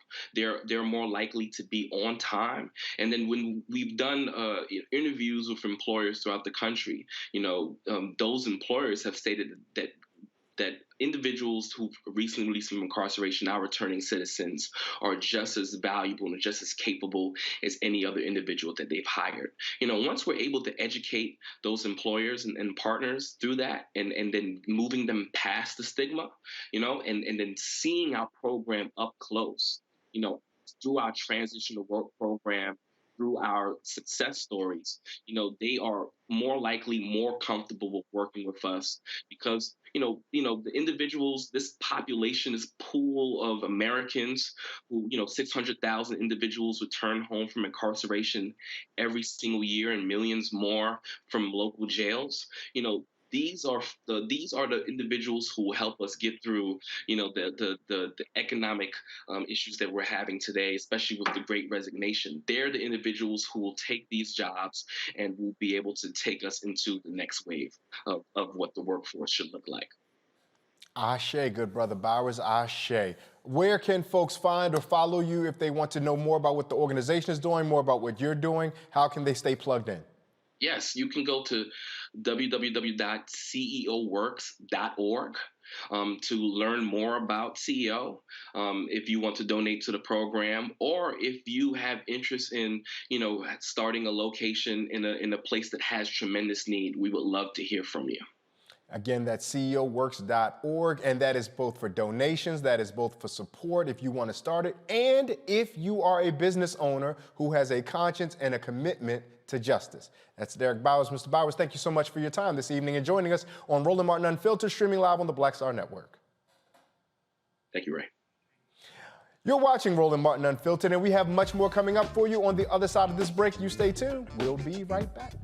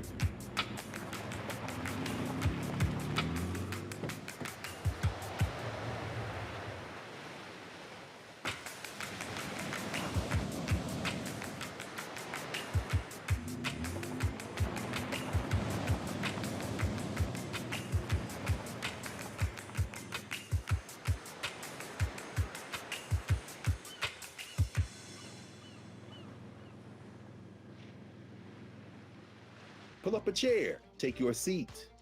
The Black Tape with me, Dr. Greg Carr, here on the Black Star Network. Every week, we'll take a deeper dive into the world we're living in. Join the conversation only on the Black Star Network.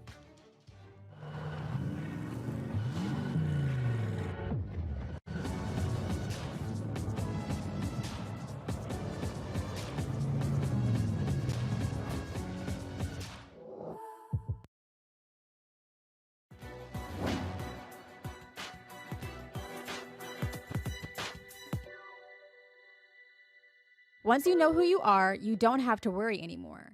Poet Nikki Giovanni.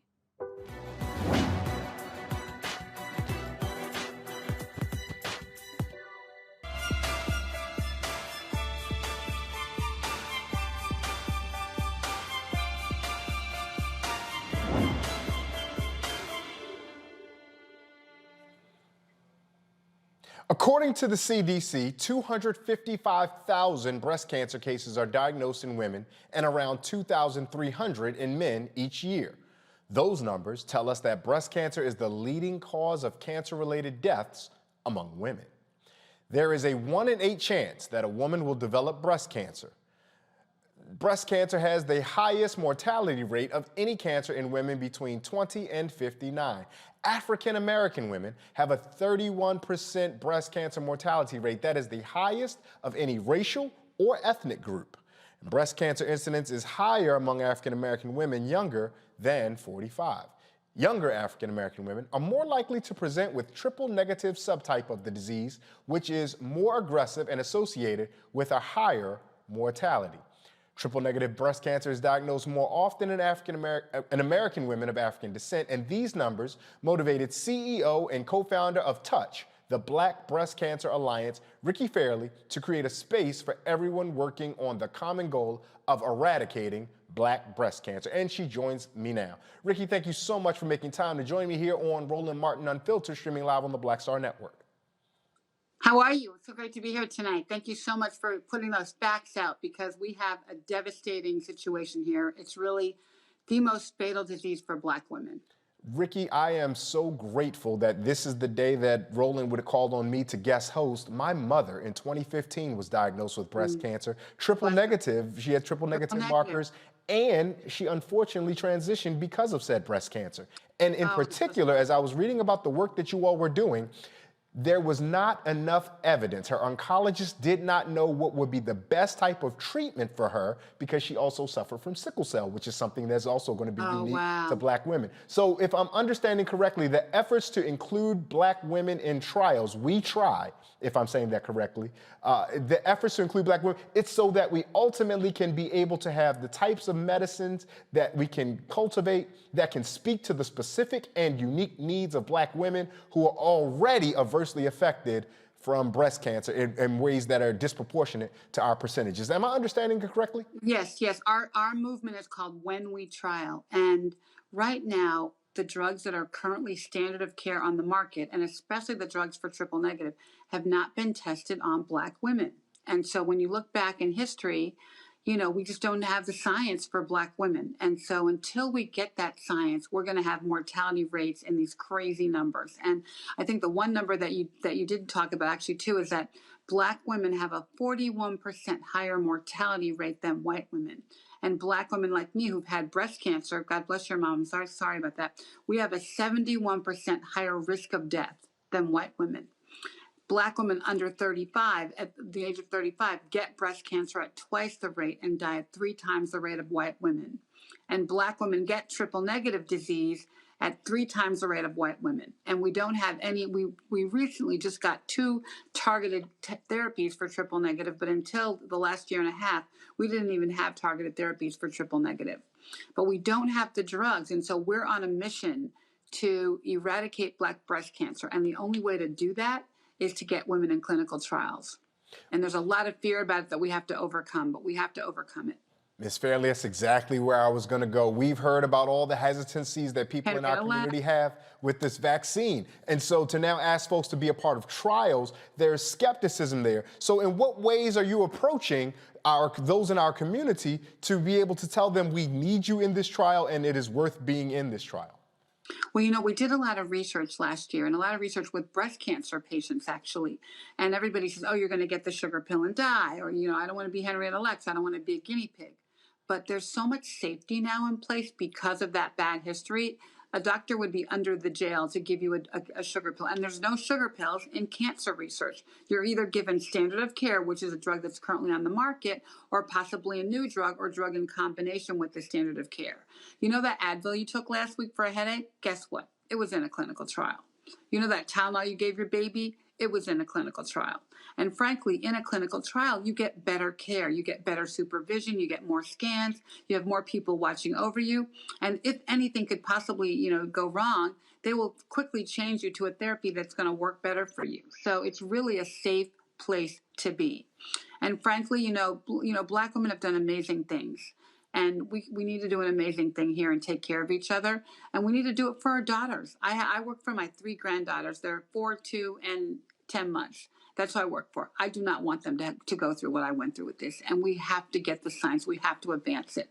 The science that you laid out seems really evident, but quite honestly, Ms. Fairley, there are those folks who they have never had any space in their life that they've actually lived in and trusted science and information. So we trust those things that have positively rewarded us. If we've never had that positive interaction with science, we don't go to the doctor as regularly as we maybe should. If we don't take any aspirin, we're some of those folks who say, nope, I'm not putting anything in me. Right. How do we get to those folks? But you get in your car every day. You get in your car and you drive, and that's science, right? You go to the grocery store and you buy food that was, you know, that was processed in some way to get to the grocery store for you. You know, we touch science every day in some way. Anything you eat, drink, consume, drive, whatever, your sneakers that you wear, they were designed by science, right? And engineering. So it's not something that should be foreign to us, but it is scary. But you know what? We're dying. What's scarier? Is it dying? What's scarier? Do you want to die from breast cancer? And guess what? White women are not dying to the numbers that we are. And Black women deserve better. We deserve better drugs. We deserve better treatment. We deserve better access to care. And we have to ask for it for ourselves because white doctors are not inviting us to be in research. And they're not explaining it effectively to our patients. So we have to advocate for ourselves and ask for it. We have to ask for the best treatment. We have to ask our doctors to treat us like they would treat their own family, right? That's what health equity is to me. Treating me like you would treat your mom, your auntie, your grandma, your daughter. So many of us become advocates for this type of thing once we've been affected. If it's my mother or if it's your lived experience, somebody else's, as you said, aunt or grandmother. How do we encourage those to get involved who may not have yet had that awful pall of cancer touch their family or life? Well, we need to know about clinical trials way before we need one. And we're trying to make this a kitchen table conversation. And you said it earlier, Black people, we don't talk about health. We don't talk about until somebody's dead or dying, right? We need to bring it to the kitchen table. So we're actually educating young Black women. We have an HBCU internship program because I believe that young women are going to bring these conversations to their moms and their grandmas. Hey, Mom, did you get your mammogram? Hey, Grandma, what's her story? And make these conversations happen. But we want our When We Trial movement to educate and talk to women in a way that's understandable and relevant. So when you go to our website, whenwetrial.org, you're going to find pronouns like we and us, not you and them. Because we want Black women to be, we're with it. This is for us, by us, with us. And we want Black women to feel comfortable with the information so they can embody it and talk to their daughters and talk to their mamas and talk to their family about this important movement. We have to do this. We have to save these lives. We can't let people die anymore. It's ridiculous. I'm going to bring the panel into our conversation. We're joined by Reverend Jeff Carr, Dr. Omokange Dibanga, and Dr. Julianne Malveaux. Dr. Malveaux, I'll start with you. When you hear the work that Ms. Fairley is doing with When We Trial, have you been able to see this at least modeled locally, and now you're hopefully at least learning about what's happening nationally? Or is this something that's the first that you've seen of it? That's the question for you, Dr. Malveaux. And obviously, please feel free to ask Ms. Fairley whatever questions you may have. Well, first of all, Ricky is a dear friend, a very long-standing, and I've been with her as she has dealt with her own triple negative diagnosis, and as she has really been such a support to so many sisters who have been diagnosed with breast cancer, and she's just been there for them. Her whole thing has been about really making sure that Black women understand what we must do to take care of our, as she puts it, our boobies and our besties, taking care of ourselves. So I'm just delighted to have her on with us today. The one statistic that I think is most important that she's been raising is about the incidence of breast cancer among young women, young Black women. In other words, your health insurance probably will not pay for your mammogram until you're 40 plus. But what we've seen, as Ricky has educated me about, increasingly is that Black women who are as young as in their 20s are experiencing breast cancer and having to deal with some of that. So Ricky, I'd like you to say some more about how this hits young women and what we should be doing to help young women manage this, because so many young women, their breasts are connected to their sexuality. And so they really don't necessarily want to deal with the fact that they may have to have mastectomies and things like that. But we got to put this in context. And like I said, I'm so glad that you're on the program today. I really am. But talk to me about young women and what we should be telling our young sisters about this. So young women, are getting breast cancer in way higher numbers, in way advanced stages. And a lot of times what happens, Jules, you brought it up, is a woman will go to the doctor and present with a lump and say, I have a lump here. And the doctor will say, oh, you're too young for a mammogram. Go away, come back in 6 months and we'll check you out. Well, 6 months later, they're metastatic. And they're not, so unless you know your bodies, and we're telling them to know your bodies, know yourselves, touch them, feel them, look at them, so that you can advocate for yourself and say, guess what, doctor, this lump was not here a month ago. I did something unusual. And we have to teach them to fight for themselves so that they know to stand up and say, or go to another doctor. Our HBCU internship program, we actually ask our girls to do an interview with both their mom and their best friend. And in all of these circumstances of all of our interns, we had 15 last year. We're about to hire 10 more tomorrow. And they had never had a conversation with their mom or their best friend about breast health. And I think what we did, the education they had with us, was to learn how important this is and how important it is to not only know your body and feel good about your body, but also advocate and say, stand up, wait a minute, this is not right. This is not good. This is not how it's supposed to feel. So go to another doctor or insist on attention. I have so many young breasties who, one of them took 5 years before the doctor recognized and let her have a mammogram, and she was diagnosed metastatic at age 31. So we have to have these conversations, and that's why we're so much talking, trying to talk to young women. Reverend Jeff Carr, we're going to bring you into the conversation. Great. Thank you. First and foremost, Sister Ricky, thank you so much for your heart.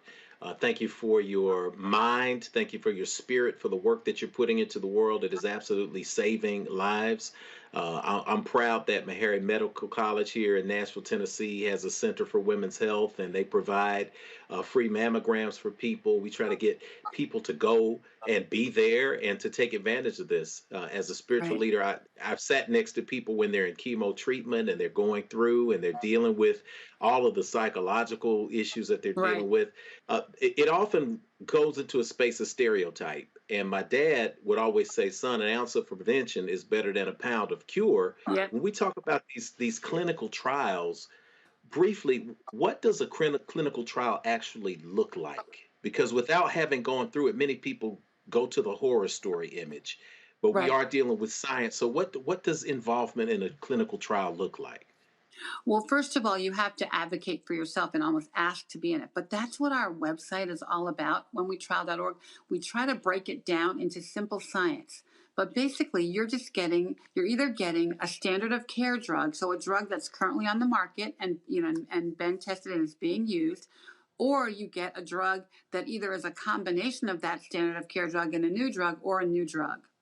And so you're basically, in a situation where some people are taking the standard of care drug, some people are taking the new drug, and they evaluate the performance of the drug. But you are watched really, really closely. You have a lot more scans than taking normal chemo, and people are all over you trying to just see what the side effects are like, what's happening in your body, whether it's working, whether the efficacy is there. And so it's really almost a safer environment to be in than regular chemo, because so many people are all over you and you're getting so much testing around you. So it's really, really safe. And at any given moment, you can get out of a trial. You don't have to stay in it. If you're not feeling it, if you don't think it's working for you, you can get out. But right now, we only have 3% participation in breast cancer trials. So that's zero. So that means none of these black bodies are being tested with these drugs. And if they don't, if they're not working, I took the standard of care and I had triple negative, and the 3 standard of care drugs didn't work for me. My cancer came back within a year, and I ended up going on some experimental drugs to save my life. And my doctor gave me 2 years to live. I'm on 10. Jules knows that. So I'm a miracle. I'm very blessed to be here. So I know I have to do this work. I know God left me here to do this work. And so it's so important, but it's really not that difficult. And in our website, we really do try to break it down. And we have some amazing doctors that we work with that can explain it. If anybody wants to know and know more, just call me, text me, email me, and we will get you all the education we need, because it's so important, so critical. Dr. Omekongo, I want to give you the last word on this conversation. I want you to get in and offer your comments or your questions that you may have for Ricky Fairley. Yes, and Ms. Fairley, first of all, you said you're a blessing and a miracle, but not only that, you're a blessing and a miracle for so many others. I mean, the work you're doing is like literally life-saving. And so just commend you for just everything you're doing.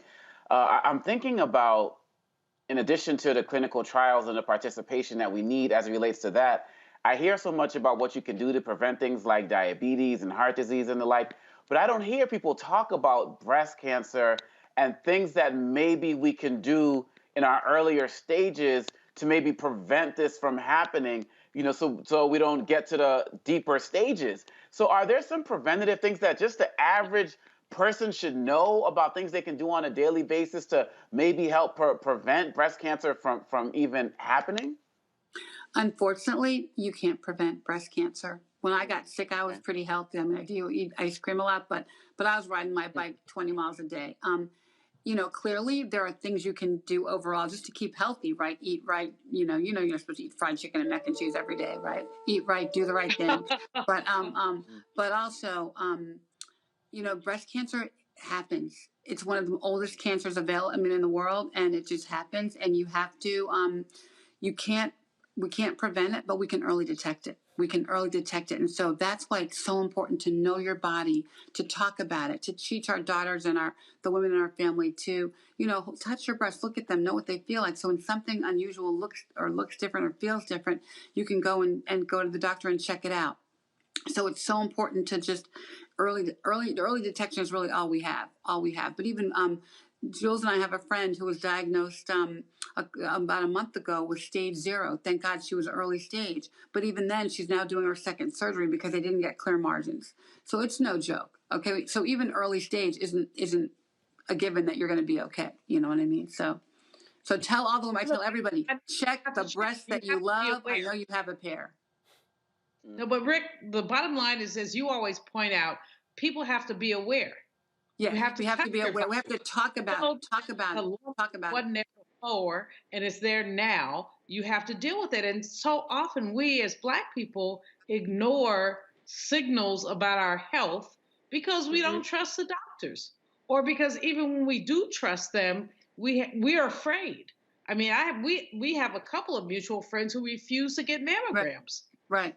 But also, you guys, only about 5% of breast cancer is hereditary. So a lot of them will say, well, my mom didn't have it, so I'm okay. That is not the case. And guess what? You can get breast cancer from your dad. So now there's some studies happening, which we need more science around this. From if your dad had colon cancer, it's connected to triple negative. What I had, my dad had colon cancer. It's connected to prostate cancer. So, this is all the science that we need to uncover. We need to have more Black people in science. That's the other thing, is that men get it too. Men get it. So 1% of breast cancer is men. 1% of breast cancer. Yeah, 1% of breast cancer is men, and within that, though, guess what? Black men get it at a 50% higher, die at a 50% higher rate than men, 66% higher rate than men. They get it at a 50% higher rate and die at a 66% higher rate. Ms. Fairley, that is such important information. We love on you for being a survivor and recognizing the work that you are still here doing, and we thank you for that. Please tell folks how they can find and or follow you and get on with what you're doing. We know that every time Dr. Malveau's here, she's going to sing your praises, so we ain't worried about it. But we want you to speak for yourself. Let us know how we can find and follow you and the work you're doing. Great. So whenwetrial.org. Whenwetrial.org. Everything you need to know there is there. My foundation website is touchbbca.org, and all of our social media is at touchbbca. You can reach me on Twitter at touchbbca or Ricky Dove, RICKIDOVE. And call me, tweet me, email me. You can find me. And also we have a web series every Wednesday night on the blackdoctor.org Facebook page called The Doctor Is In. Wednesday nights at 6 p.m. Eastern time. We're always on talking about anything and everything breast cancer. In fact, Wednesday we're going to have this amazing scientist on who has basically validated that Black breast cancer cells look different molecularly than white breast cancer cells. So the science is happening, but we need more of it. Thank you so much for your work, and thank you for your time joining us here this evening. Thank you. Great to see you, Jules. And all you, Rick. Well, you know what? We're all done with our panel. So Jules, Rick, you guys get on the phone and go give each other a call, chat about what we did. Thank you, Dr. Omekongo. Thank you, Reverend Jeff Carr. We appreciate all of you being here. And in the host chair, nice to meet you. I just want to take a moment of personal privilege to shout out some survivors in my life, Miss Renee Nash, Miss Marietta English, and my friend, Miss Melissa Varner. Long live my mama, Olivia Cherry. Ashe. Amen. Amen.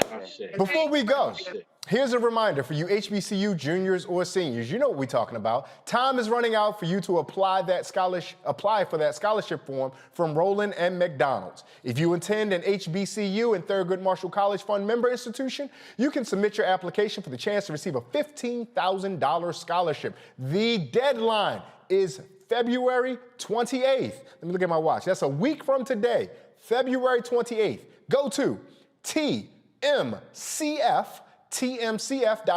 for details on how to apply. Now, in addition to the free money, scholarship recipients will also have the opportunity to engage with McDonald's executives working within their respective fields of study. That does it for us here at Roland Martin Unfiltered. I want to thank the panel again, Dr. Julianne Malveaux, Dr. Omekongo Dibanga, and Reverend Jeff Carr. Thanks for joining us here on Roland Martin Unfiltered, streaming live on the Black Star Network. If you haven't done it already, be sure to download the Black Star Network on all of your devices. If you would like to support us so we can continue bringing you the stories that matter to us. I am Ray Baker. Roland will be back tomorrow. And in parting, let us remember the words of the Yoruba proverb, that if we stand tall, it is because we stand on the backs of those who came before us. Have a great night.